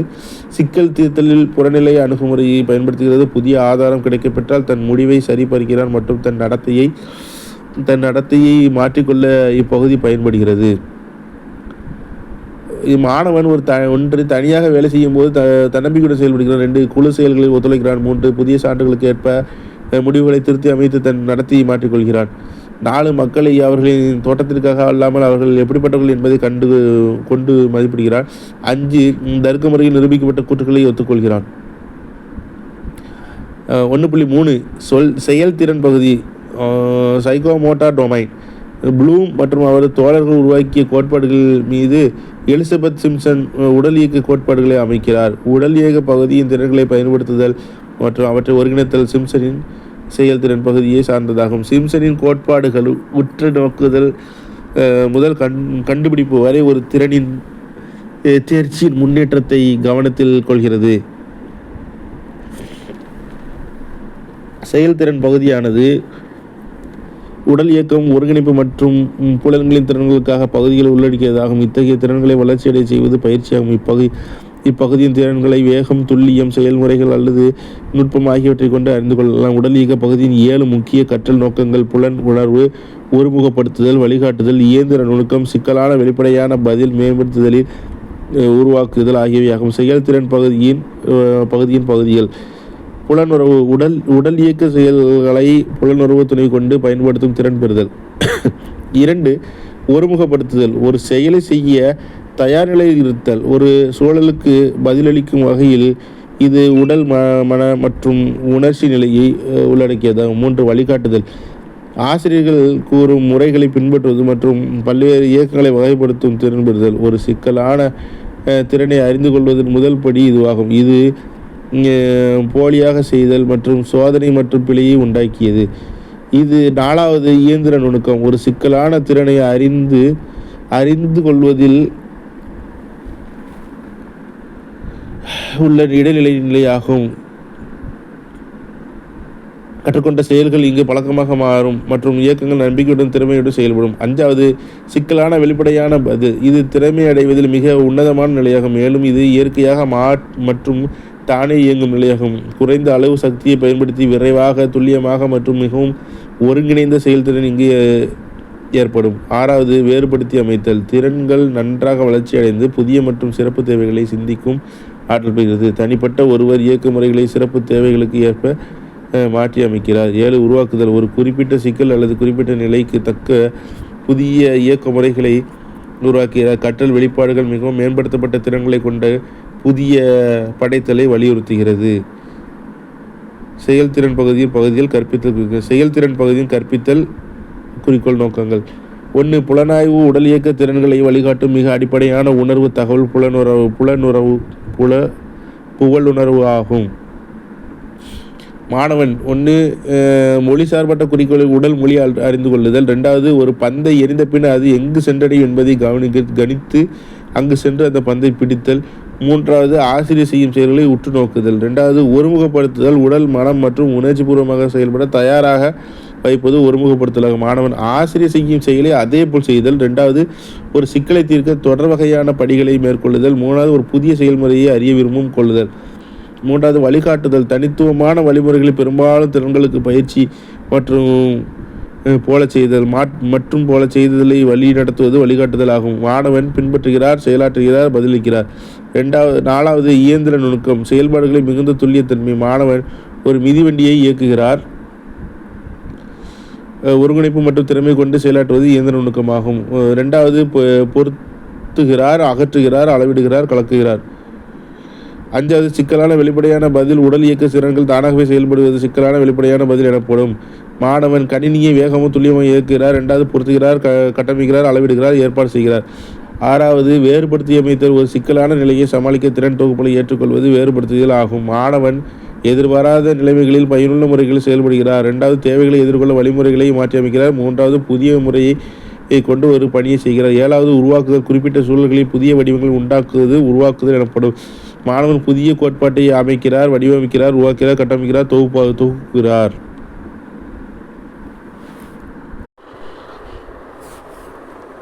இயந்திர நுணுக்கம். செயல்பாடுகளின் மிகுந்த துல்லியத்தன்மை,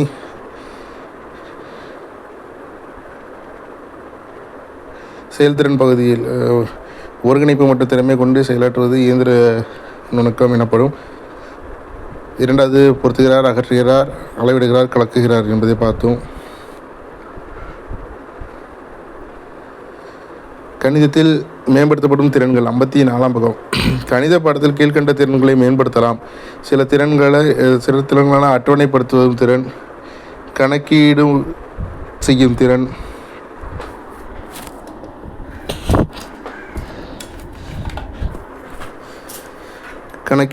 திறன்,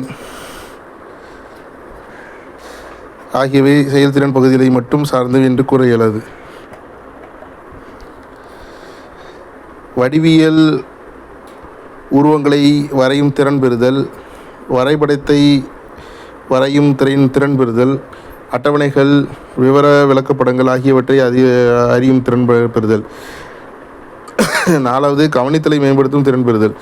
கணித கற்றலை மேம்படுத்தும் திறன்கள்: 1வது, வடிவியல் உருவங்களை வரையும் திறன் பெறுதல். கற்பித்தல் குறிக்கோள் மாணவருக்கு என்ன வேணும்? 1 அப்படின்னா 1வது, கொடுக்கப்பட்ட விவரங்களுக்கு உதவிப்படம் வரைகிறான். 2வது, தேவையான வடிவியல் கருவிகளை திறமையுடன் உபயோகிக்கும் திறன் பெறுகிறான். 3வது, கொடுக்கப்பட்ட அளவுக்கு ஏற்ப வடிவியல் உருவங்களை வரையும் திறன் பெறுகிறான். 4வது, சரியாகவும் திருத்தமாகவும் வரையும் திறன் பெறுகிறான். 5வது, திருத்தமாகவும் வேகமாகவும் அளவிடும் திறன் பெறுகிறான். 2வது, வரைபடத்தை வரையும் திறன் பெறுதல். இதில் மாணவனோட குறிக்கோள் 1, தேவையான அளவு திட்டத்தை தேர்ந்தெடுக்கிறான். 2வது, புள்ளிகளை சரியாகவும் திருத்தமாகவும் குறிக்கிறான். 3வது, வரைபடத்தை சரியாகவும் திருத்தமாகவும் வரைகிறான். 4வது, வரைபடத்தை சரியாக விளக்கமளிக்கிறான். 3வது, அட்டவணைகள், விவர விளக்கப்படங்கள் ஆகியவற்றை அறியும் திறன் பெறுதல். மாணவன் 1வது, அட்டவணைகளையும் விளக்கப்படங்களையும் சரியாக படிக்கும் திறன் பெறுகிறான். 2வது, அட்டவணைகளை வேகமாகவும் திருத்தமாகவும் பயன்படுத்தும் திறன் பெறுகிறான். 3வது, கணினியை வேகமாகவும் திருத்தமாகவும் பயன்படுத்துகிறான். 4வது, கணித்தலை கம்ப்யூட்டேஷன் மேம்படுத்தும் திறன் பெறுதல். இதில் மாணவன் குறிக்கோள் 1வது, மனக்கணக்குகளை வேகமாக எளிதாகவும் செய்கிறான். 2வது, எழுதி கணிக்கும் கணக்குகளை வேகமாக எளிதாகவும் செய்கிறான். 3வது, எழுதி கணிக்கும் கணக்குகளை திருத்தமாகவும் செய்கிறான். ஒவ்வொரு குழந்தையின் வளர்ச்சியும் நடத்தையும் இம்மூன்று புலன்களின் அடிப்படையிலேயே அமைகின்றன. ஆகவே ஆசிரியர்கள் கற்பித்தல் செயலில் ஈடுபடும் போது பாடப்பகுதியை இம்மூன்று புலன்களின் அடிப்படையில் அமைப்பது அவசியமாகும். 1.9 திருத்தப்பட்ட ப்ளூமின் கோட்பாடுகள். 1990இல் ப்ளூமின் முன்னாள் மாணவர் லோரிஸ் ஆண்டர்சன் ப்ளூமின் கோட்பாடுகளில் சில திருத்தங்களை செய்து திருத்தப்பட்ட ப்ளூமின் கோட்பாடுகளை வெளியிட்டார். ப்ளூமின் கோட்பாடுகள்: மதிப்பிடுகிறான், தொகுத்தல், புதியன படைக்கிறான், பகுத்தல், பகுத்தாய்கிறான், பயன்படுத்துகிறான், புரிந்து கொள்கிறான், அறிவாற்றல், நினைவு கூறுகிறான். திருத்தப்பட்ட ப்ளூமின் கோட்பாடுகள் என்ன அப்படின்னா, ஆரம்பத்தில் நினைவு கூறுதல், புரிந்து கொள்ளுதல், பயன்படுத்தல், ஆராய்தல், மதிப்பீடுதல், புதியன படைத்தல். நினைவு கூறுதல் அறிவாற்றல் பகுதியானது நினைவு கூறுகிறான் என பெயர் மாற்றப்படுது. அறிவாற்றலில் நினைவு கூறுதல் அப்படின்னு பெயர் மாற்றுறாரு. சிந்தித்தலின் வெளிப்பாடு அறிவாற்றல் ஆகும். அறிவாற்றல் சிந்தித்தலின் ஒரு வகை கிடையாது. அறிவாற்றல் சிந்தித்தலில் ஒரு வகை கிடையாது.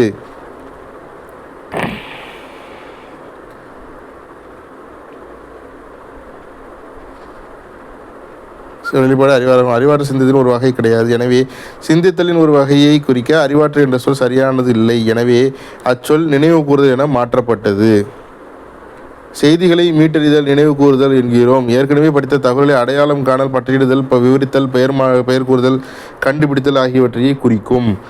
புரிந்து கொள்ளுதல்: மாணவன் அறிவாற்றலை எந்தவித சந்தேகம் இல்லாமல் புரிந்து கொள்வதாகவும் அறிவாற்றலை விளக்குதல், தெளிவாக்குதல், வகைப்படுத்தல் மற்றும் தொகுத்து கூறுதலை குறிக்கும். பயன்படுத்துதல்: மாணவன் பெற்ற தகவல்களை புதிய சூழ்நிலையை பயன்படுத்தி சிறந்த முறையில் நிறைவேற்றுவதாகும். பகுத்தாராய்தல்: கொடுக்கப்பட்ட தகவல்களை சிறு சிறு பொருள் உணர்த்தும் கூற்றுகளாக பிரித்து அவர்களுக்கு இடையேயான உறவுகளை அறிந்து கொள்வதாகும். மதிப்பீடுதல்: ஒரு தீர்மானம் அல்லது செயலுக்கு தகுந்த தீர்ப்பு கூறும் திறமை வெளிப்படுத்துதலை குறிப்பதாகும். தீர்ப்பு அளவு மற்றும் பண்புசார் பண்புகளை குறிப்பதாகும். புதியன படைத்தல்: பல மூலங்களிலிருந்து பெறப்பட்ட கருத்துக்களை ஒன்றிணைந்து ஒரு புதிய கருத்தை அல்லது பொருளை உருவாக்குவது மற்றும் ஒரு பொருளை புதிய கோணத்தில் பார்ப்பது ஆகியவற்றை குறிப்பதாகும். இதன் நோக்கம் புதிய வடிவில் வடிவமைத்தல், உண்டாக்குதல், திட்டமிடுதல் ஆகியவையாகும். அறிவு பகுதியின் சில பயனுள்ள செயல்கள். நினைவு கூறுதல். 1வது இன்றைய முக்கிய நிகழ்வுகளை பட்டியலிடுதல். 2வது அளவியல் பகுதியில் இடம்பெறும் ஏதேனும் 10 சூத்திரங்களை எழுதுதல். 3வது கற்பவரின் திறனை அளவிட புறவய வினாக்களை பயன்படுத்தல். புரிந்து கொள்ளுதல். 1 உன்னுடைய சொந்த நடையில் இந்த கதையினை மீண்டும் கூறுக அப்படின்னு சொல்கிறது. 2வது தொடர்ச்சியான நிகழ்வுகளை குறிக்க ஒரு ஒழுக்க வரைபடம் தயாரிக்க. 3வது கருத்துக்களை ஒப்பிட்டு பார்த்து. 4வது பயன்படுத்துதல். 1 வேலை செய்யும் விதத்தை விவரிக்க ஒரு மாதிரியை அமை. 2வது கணித கருத்தை விளக்க ஒரு களிமண் மாதிரியை அமை. 3வது சிக்கலை தீர்த்தல் அல்லது விளக்குதல். பகுத்தாராய்தல். 1வது செய்திகளை சேகரிக்க ஒரு வினா பட்டியல் தயாரிக்க. 2வது கொடுக்கப்பட்ட செய்திகளை குறித்த ஒரு வரைபடம் தயாரிக்க. 3வது சிந்திக்கும் திறன் வளர்ச்சி அடைதல். அடுத்து மதிப்பிடுதல். 1 பிரச்சனைக்காக விவாத மேடையை தயாரிக்க. 2வது ஒரு செயல் அல்லது நிகழ்ச்சிக்காக உன்னுடைய பார்வைக்கு ஏற்ற குறிப்புகளை தயாரிக்க. 3வது கருத்துக்களை பயன்படுத்தி புரிந்து கொள்ள. புதின படத்தில் 1வது குறிப்பிட்ட வேலையை செய்ய ஒரு புதிய எந்திரத்தை உருவாக்கு. 2வது ஒரு சங்கினை அடிப்படை படத்தை வரைதல். சங்கிகையின். 3வது புதிய கருத்துக்கோளை உருவாக்கும் திறன் பெறுதல். 1.10 கணிதத்தின் வெவ்வேறு தலைப்புகளுக்கு கற்பித்தல் நோக்கங்கள் எழுதுதல். ஒரு குறிப்பிட்ட கணித தலைப்பிற்கு நோக்கங்கள் எழுதும்போது செயல்வினை சொற்களை கொண்டு ஆரம்பிக்கவும். வினை சொற்களை படித்தான், புரிந்து கொண்டான், விவாதிக்கிறான், விளக்கமளிக்கிறான் முதலியவற்றை உபயோகிக்க வேண்டாம். இவை மாணவர்கள் எப்படி தம் அறிவாற்றலை பயன்படுத்துகிறார்கள் என குறிப்பிடுவதில்லை. குறிப்பிட்ட செயல் வினை சொற்களை கொண்டு வகுப்பில் மாணவன் என்ன செய்கிறான் என்பதை சரியான முறையில் குறிப்பிடவும். உங்கள் நோக்கங்கள் பார்க்க இயல்கின்ற நடத்தை கூறுகளாக இருக்க வேண்டும் என்பதை நினைவு கொள்ளுங்கள். ஒரு மாணவன் தீர்மானம் செய்வதை உங்களால் பார்க்க இயலுமா? ஒரு மாணவன் புரிந்து கொண்டான் என்பதை உங்களால் பார்க்க இயலுமா? பார்க்க இயலாத நடத்தை கூறுகளை நோக்கங்களாக எழுத வேண்டாம். மாதிரி பாடத்தலைப்பின் நோக்கங்கள். ஒரு குறிப்பிட்ட பாடத்தலைப்புக்கு நோக்கங்கள் எழுதும் முறையினை காண்போம். 1 வகுப்பு 8 சர்வசம முக்கோணங்கள். கற்றல் நோக்கங்கள். மாணவர். 1வது இரு முக்கோணங்கள் சர்வசமமாக இருக்க நிபந்தனைகளை அறிந்து கொள்ளுதல். 2வது இரு முக்கோணங்கள் சர்வசமமாக இருக்க நிபந்தனைகளை புரிந்து கொள்ளுதல். 3வது அறிவாற்றலையும் புரிந்து கொள்ளுதலையும் பயன்படுத்தி வினாவை தீர்க்கும் திறன் பெறுதல். 4வது சர்வசம முக்கோணங்களை வெட்டி எடுக்கும் திறன் பெறுதல். 5வது சர்வசம முக்கோணங்களை ஆராய்ச்சி மனப்பான்மையோடு அணுகுதல். 6வது கொடுக்கப்பட்ட வினாவை விருப்பத்துடன் தீர்க்க முற்படுதல். 7வது இரு முக்கோணங்கள் சர்வசமம் என காரணத்துடன் விளக்குதல். 8வது சொல்வகை விவரங்களை குறியீட்டு வடிவில் எழுதுதல். 9வது முக்கோணங்களின் சர்வசம அமைப்பை உணர்ந்து போற்றுதல். 10வது பள்ளி ஆண்டு விழாவிற்கு தோரணங்கள் செய்ய வண்ணத்தாள்களில் சமபக்க முக்கோண வடிவிலும் செங்கோண முக்கோண வடிவிலும் வெட்டி எடுத்தல். 2வது 10 கூம்பின் கன அளவு. கற்றல் நோக்கங்கள். மாணவர். 1வது கூம்பின் கன அளவு காணும் முறையை அறிந்து கொள்ளுதல். 2வது கூம்பின் கன அளவு முறையை காணும் முறையை புரிந்து கொள்ளுதல். 3வது அறிவாற்றலையும் புரிந்து கொள்ளுதலையும் பயன்படுத்தி புதிய சூழலில் வினாவை தயாரிக்கும் திறன் பெறுதல். 4 கூம்பு வடிவ பொருட்களின் கன அளவை காணும் திறன் பெறுதல். 5வது சிக்கலின் பல்வேறு கூறுகளை ஆராய்ச்சி மனப்பான்மை கண்டு அணுகுதல். 6வது கொடுக்கப்பட்ட சிக்கலை விருப்பத்துடன் தீர்க்க முயற்படுதல். 7வது ஒரே அளவு ஆரமும் உயரமும் உள்ள உருளையின் கன அளவிற்கும் கூம்பின் அளவிற்கும் உள்ள தொடர்பை அறிதல். 8வது கூம்பு வடிவ பொருட்களுக்கு எடுத்துக்காட்டுகள் அளித்தல். 9வது கணக்கீடுகளை வேகமாக துல்லியமாக செய்தல். 10வது கூம்பு வடிவ நீர்த்தொட்டியின் கொள்ளளவை கண்டுபிடித்தல். 3 8 சாய் சதுரம் வரைதல். கற்றல் நோக்கங்கள். மாணவர். 1வது சாய் சதுரம் அமைக்கும் முறையினை அறிந்து கொள்ளுதல். 2வது சாய் சதுரம் அமைக்கும் முறையினை புரிந்து கொள்ளுதல். 3வது புதிய சூழ்நிலையில் அறிவாற்றலையும் புரிந்து கொள்வதையும் பயன்படுத்தி வினாவை தீர்க்கும் திறன் பெறுதல். 4வது சாய் சதுர உருவங்களை வரையும் திறன் பெறுதல். 5வது சாய் சதுரம் அமைக்கும் போது ஆராய்ச்சி மனப்பான்மையோடு அணுகுதல். 6வது சாய் சதுரத்தை விருப்பத்தோடு வரைதல். 7வது வினாவில் கொடுக்கப்பட்டது என்ன, கேட்கப்பட்டது என்ன என ஆராய்தல். 8வது சாய் சதுரத்தை முறையாகவும் துல்லியமாகவும் வரைதல். 9வது வடிவியல் கருவிகளை சரியான முறையில் பயன்படுத்துதல். 10வது சாய் சதுரத்தின் பரப்பளவு துல்லியமாக காணுதல். 8ஆம் வகுப்பு மெய் எண்களின் தொகுப்பு, விகிதமுறை எண்களின் கூட்டல் மற்றும் கழித்தலின் 4 பண்புகள். கற்றல் நோக்கங்கள். மாணவர். 1வது விகிதமுறை எண்களின் கூட்டல் மற்றும் கழித்தலின் 4 பண்புகளை அறிந்து கொள்ளுதல். 2வது விகிதமுறை எண்களின் கூட்டல் மற்றும் கழித்தலின் 4 பண்புகளை தெரிந்து கொள்ளுதல். 3வது புதிய சூழலில் அறிவாற்றலையும் புரிந்து கொள்ளுதலையும் பயன்படுத்தி வினாவை தீர்க்கும் திறன் பெறுதல். 4வது விகிதமுறை எண்களின் கூட்டல் கழித்தலை பொறுத்து அடைவு பண்பு, பரிமாற்ற பண்பு, சேர்ப்பு பண்பு ஆகியவற்றை ஆராயும் திறன் பெறுதல். 5 கணித்தலை மேம்படுத்தும் திறன் பெறுதல். 6வது கொடுக்கப்பட்ட சிக்கலை விருப்பத்துடன் தீர்க்க முற்படுதல். 7வது கூட்டல் சமணி கழித்தல் சமணி வேறுபாட்டை கண்டறிதல். 8வது விகிதமுறை எண்களின் கூட்டல் மற்றும் கழித்தல் எதிர்மறையை கூறும் திறன் பெறுதல். 9 கொடுக்கப்பட்ட சிக்கலின் பல்வேறு கூறுகளையும் ஆராய்ந்து பார்த்தல். 10 சிக்கலை பொருத்தமான முறையில் தீர்வு செய்து விடை காணுதல். 9ஆம் வகுப்பு இயற்கணிதம் காரணிப்படுத்தல் கற்றல் நோக்கங்கள். மாணவர் 1வது காரணிப்படுத்தும் முறையை அறிந்து கொள்வது, 2வது காரணிப்படுத்தும் முறையை புரிந்து கொள்வது, 3வது புதிய சூழலில் அறிவாற்றலையும் புரிந்து கொள்வதையும் பயன்படுத்தி வினாவை தீர்க்கும் திறன் பெறுதல், 4வது இயற்கணிதம் கோவை காரணிப்படுத்தும் திறன் பெறுதல், 5வது காரணிப்படுத்தும் பல்வேறு முறைகளை ஆராய்ச்சி மனப்பான்மையில் அணுகுதல், 6வது கொடுக்கப்பட்ட சிக்கலை விருப்பத்துடன் தீர்க்க முற்படுதல், 7வது பல்லுறுப்பு கோவையில் உள்ள உறுப்புகளை ஒப்பு நோக்குதல், 8வது வினாவை ஆராய்ந்து பொருத்தமான முறையில் தீர்வு செய்து விடை காணும் திறன் பெறுதல், 9 கொடுக்கப்பட்ட சிக்கலின் பல்வேறு கூறுகளையும் ஆராய்ந்து பார்த்தல், 10 சிக்கலை பொருத்தமான முறையில் தீர்வு செய்து விடை காணுதல். 1.11 களங்களுக்கு இடையேயான தொடர்பு, இன்டர்லேஷன் அமாங் த டொமைன்ஸ். கற்றல் ஒருவரின் மனப்பான்மை மற்றும் புதிய அறிவு மற்றும் புதிய திறன்களை பெறவும் உதவுகின்றது. கற்றல் பொதுவாக 3 களங்களில் வகைப்படுத்தப்பட்டுள்ளன. அவை அறிவாற்றல், உணர்வு மற்றும் உடல் இயக்க பகுதிகளாகும். கற்றல் என்பது ஒரு நிகழ்வு அல்ல, அது ஒரு செயல்முறையாகும். அது தொடர்ந்து வளர்ச்சி அடைவதாகும். அது மூளையின் கட்டமைப்பு மாற்றுவதோடு மட்டுமல்லாமல் அதனால் பல மாற்றங்களையும் அளிக்கிறது. நாம் தகவல்களை பெற்று அதை செயல்முறைக்கு உட்படுத்தி இணைந்து அட்டவணைப்படுத்தி மற்றும் அதனை பயன்படுத்துகிறோம். அறிவாற்றல் பகுதி. ஒரு குழந்தை புத்திசாலித்தனமாக வளர்வதை குறிப்பது அறிவாற்றல் மேம்பாடாகும். கல்வி திறன்களை மதிப்பிடுதல், பகுத்தறிவு மற்றும் விமர்சன சிந்தனைகள் திறமைகள் மற்றும் அறிவாற்றலை பெறுதல் அல்லது கற்றல் என்பதாகும். சிக்கல்கள் மற்றும் சமூக அல்லது உணர்ச்சி மேம்பாடு, மற்றவர்களுடன் இடையேயான ஆக்கும் போது ஏற்படும் சிரமங்கள், குழந்தையின் திறமைகள் கவனம் செலுத்துவதற்கு தடையாக இருக்கும். உடல் வளர்ச்சிக்கு ஏற்படும் சிக்கல்கள் அல்லது தாமதம் குழந்தையின் அறிவு வளர்ச்சியில் தாக்கத்தை ஏற்படுத்தும். உணர்வு பகுதி. தனி நபர்களின் மனப்பான்மைகள், உணர்ச்சிகள், உணர்வுகள் ஆகியவற்றை உள்ளடக்கியது உணர்வுகளாகும். உணர்வு பகுதியில் வகைகள், நிகழ்வுகளை பெறுதல், நிகழ்வுகளுக்கு பதிலளித்தல், மதிப்பிடுதல், அமைப்பு மற்றும் மதிப்புகளாகும். நிகழ்வுகளை பெறுதல் என்பது உணர்வுகள் மற்றும் உணர்ச்சிகள் மற்றும் குறிப்பிட்ட கவனத்தை ஈர்த்தலாகும். வகுப்பறையில் கவனமாக கேட்டல் இதன் ஒரு பகுதியாகும். வகுப்பில் வகுப்பு அல்லது வகுப்பறை குழு விவாதத்திலும் சுறுசுறுப்புடன் ஈடுபடுவதிலும் நகர்வுகளை பெறுதலையும் ஒரு பகுதியாகும். ஒரு மதிப்பை விட அடுத்த மதிப்பிற்கு முக்கியத்துவம் அளிப்பது மாணவனின் திறமையை குறிப்பதோடு தனித்துவமான அமைப்பை குறிப்பது அமைப்பு எனப்படும். ஒருவரின் கல்வி பணி அவர்களின் சமூக உறவுகளுக்கு எதிராக மதிப்பிட வேண்டிய தன் அவசியத்துடன் இதை மதிப்பிடலாம். இது தனிநபரின் நடத்தையை கட்டுப்படுத்த உதவி புரியும். செயல்திறன் பகுதி.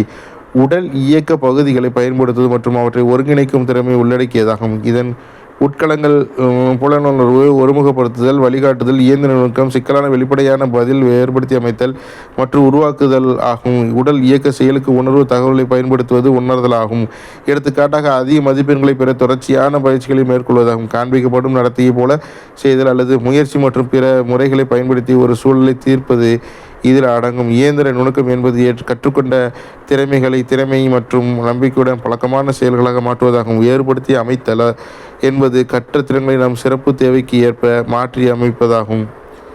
உருவாக்குதல் என்பது ஒரு குறிப்பிட்ட சூழலுக்கு புதிய இயக்குமுறைகளை உருவாக்குவதாகும். சுருக்கமாக கூற வேண்டுமெனில் அறிவாற்றல் மன திறன்களுக்கும் நம் உணர்வுகள் அல்லது உணர்ச்சிகளின் வளர்ச்சிக்கும் செயல்திறன் நம் உடல் திறன்களை பயன்படுத்துவதற்கும் உதவுகின்றன. ஒரு திட்டத்தின் படிப்புகளின் முடிவுகளை வடிவமைக்கும் போது கற்றல் கணங்களை தொடர்புபடுத்த வேண்டும். நம்முடைய தினசரி வாழ்க்கையில் செயல்களை செய்யும் போது மாற்றுத் திறன்களை கற்றுக்கொண்டு நமது மனப்பான்களை மேம்படுத்தி புதிய திறன்களை பெற வேண்டும். 3 கணங்களுக்கு குறிப்பிடத்தக்க உறவு உள்ளது என ஆராய்ச்சி முடிவுகள் தெளிவாக்கின்றன. ஒரு பாடத்தை ஆசிரியர் கற்பித்தலுக்கு வடிவமைக்கும் போது 3 களங்களிலும் மாணவர் பெற வேண்டிய கற்றல் பணிகளை இணைக்க வேண்டும். பன்முகத்தன்மை வாய்ந்த இப்படிப்பட்ட கற்றல் பணிகளை அமைக்கும் போது நன்கு வளர்ச்சியடைந்த கற்றல் அனுபவங்கள், பலவித கற்றல் முறைகள் மற்றும் கற்றல் வகைகளை மாணவர்கள் அறிந்து கொள்கின்றனர். கற்றல் கற்பித்தல் செயல்முறைகள் பயனுள்ள வகையில் அமைய வேண்டுமெனில் ஆசிரியர் 3 களங்களை இணைத்து கற்பித்தல் உத்திகளை அமைக்க வேண்டும். மாணவரின் அறிவு, மனப்பான்மை மற்றும் செயல்திறன் களங்களின் நேர்மறை தாக்கத்தை உண்டு பண்ணுகின்ற சிறந்த மற்றும் ஏற்ற கற்பித்தல் உத்திகளை ஆசிரியர் பயன்படுத்த வேண்டும். அர்த்தமுடைய கல்வி அனுபவங்களுக்கு 3 களங்களையும் இணைத்து கற்றல் கற்பித்தல் பயிற்சி அளிக்க வேண்டும். எடுத்துக்காட்டாக கணிதத்தில் செயல்முறை வடிவல் பகுதி நடத்தும் போது அறிவாற்றல் பகுதிக்கு தேவையான புதிய அறிவை கொடுத்து உடல் இயக்க திறன் பகுதியை கொண்டு அதனை எவ்வாறு சிறந்ததாக வடிவமைக்க வேண்டும் என்பதை வலியுறுத்தி மனப்பான்மை களம் கொண்டு ஆசிரியர் தக்க ஊக்குவித்தல், பாராட்டுதல் அளித்து மாணவனின் உணர்வுகளை மற்றும் உணர்ச்சிகளை மேலோங்க செய்து பாடப்பகுதியில் ஆர்வத்தை ஏற்படுத்த வேண்டும். இதே போல ஒவ்வொரு பாடக்கருத்தையும் கற்றலுக்காக வடிவமைக்கும் போது 2 அல்லது 3 களங்களை ஒன்றிணைத்து கற்றல் கற்பித்தல் செயல்பாடுகளை அளித்து கற்றல் அனுபவங்களை ஆசிரியர் அர்த்தமுடையதாக வேண்டும். கணிதமும் பிற பாடங்களுக்குமான தொடர்பும் அன்றாட வாழ்க்கையில் எல்லா செயல்களிலும் மற்ற பாடங்கள் படித்து புரிந்து கொள்ளவும் பயன்படுத்தவும் கணிதம் பெரிதும் பயன்படுகிறது. 1வது கணிதமும் இயற்பியலும். கணிதம் இல்லாமல் போதிக்கப்படும் எல்லா அறிவியல் கல்வியும் அதன் அடித்தளத்திலேயே குறைபாடு உள்ளதாக இருக்கும் என்று அறிஞர் காம்டே கூறியுள்ளார். பள்ளி பாடங்களில் கணிதத்துடன் நெருங்கி தொடர்பு கொண்டுள்ள பாடம் இயற்பியல். இயற்பியலின் எல்லா விதிகளும் கொள்கைகளும் கணித சமன்பாடுகளாகவே கணித சூத்திரங்களாகவும் கூறப்பட்டுள்ளது. எடுத்துக்காட்டாக v = u + at, v² = u² + 2as, s = ut + 1/2 at whole².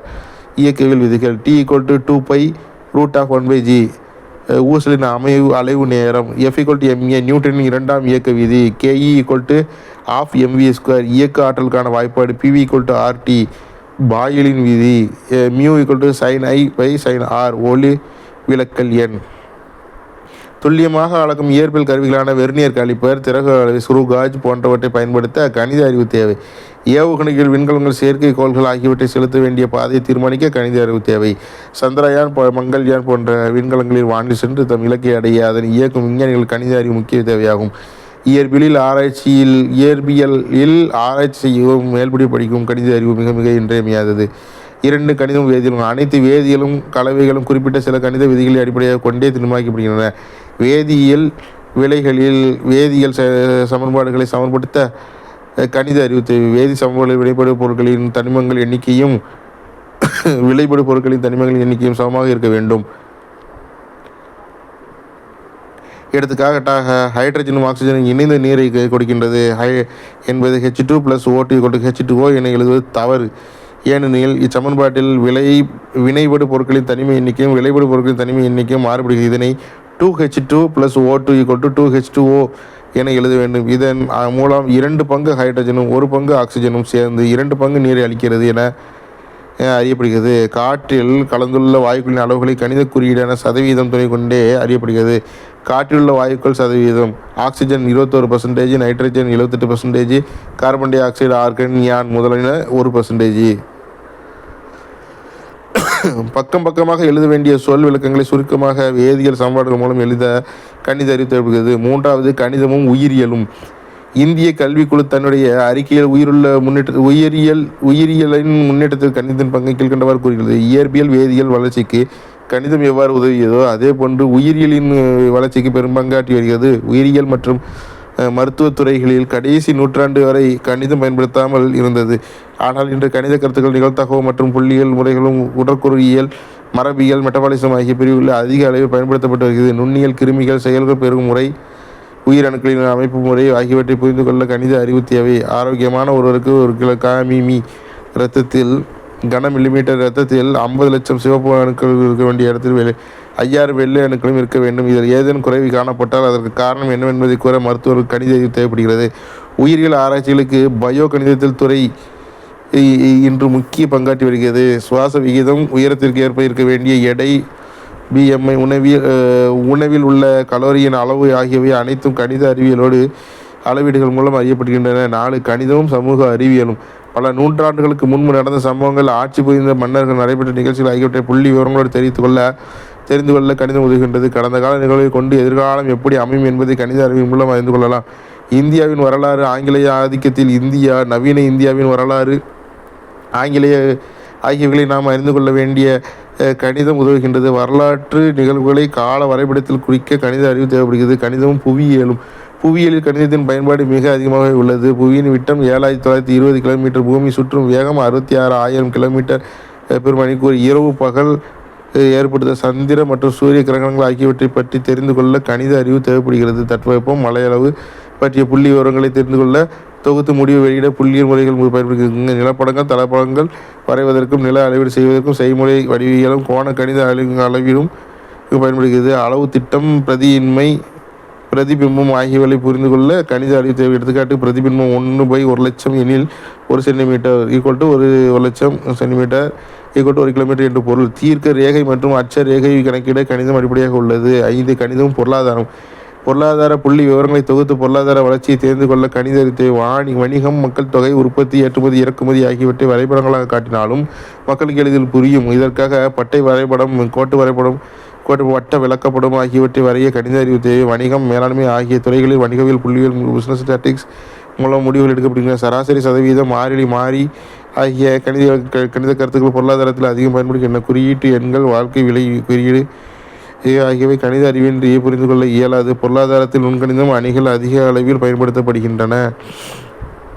ஏழாவது, கணிதமும் மொழி பாடங்களும் நம்முடைய எண்ணங்களை பரிமாற, சிந்தனைகளை வெளிப்படுத்த மொழி அவசியமாக உள்ளது.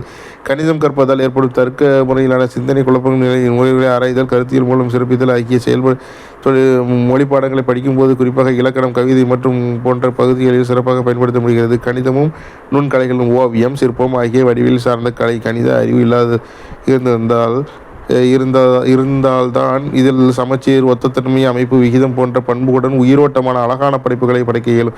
கணிதத்துறையில் சிறந்து விளங்கிய கிரேக்க மேதைகள் கலை சிற்பங்களிலும் சிறந்து விளங்கினார்கள். இசை 7 சுரங்களை அடிப்படையாக கொண்டு கட்டப்பட்ட மாபெரும் கலை கணித மேதை பித்தாகரஸ் இசையில் கணித கோட்பாடுகள் பற்றி அதிக கவனம் செலுத்தினார்.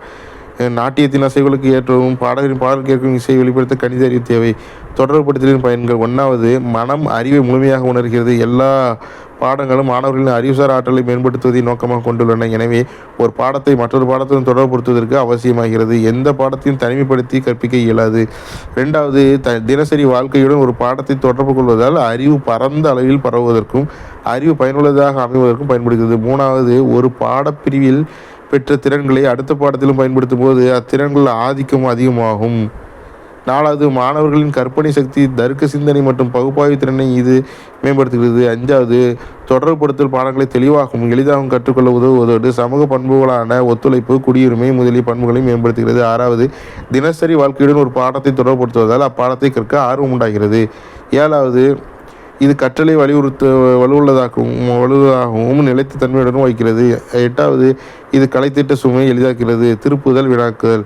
1வது, கணிதத்தின் பொருள், இயல்பு மற்றும் வாய்ப்பை விளக்குக. 2வது, பள்ளியில் கணிதம் கற்பித்தல் முக்கிய குறிக்கோள்கள் யாவை. 3வது, கணிதத்தின் பல்வேறு மதிப்புகளை எழுதுக. 4வது, கற்பித்தல் நோக்கங்கள் மற்றும் நடத்தை நோக்கங்களை விளக்குக. 4வது, அறிவாற்றல் களத்தை விளக்கி அதன் கற்பித்தல் நோக்கங்களை விளக்குக. 6வது, மனப்பான்மை களத்தை விளக்கி அதன் கற்பித்தல் நோக்கங்களை விளக்குக. 7வது, உடல் இயக்க களத்தை விளக்கி அதன் கற்பித்தல் நோக்கங்களை விளக்குக. 8வது, திருத்தப்பட்ட புளூ கோட்பாடுகளை விளக்குக. 9வது, கணித கற்பித்தலுக்கு கற்பித்தல் களங்களை எவ்வாறு இணைக்கலாம். 10வது, கணிதம் எவ்வாறு மற்ற பாடங்களுடன் தொடர்புபடுத்தப்பட்டுள்ளது.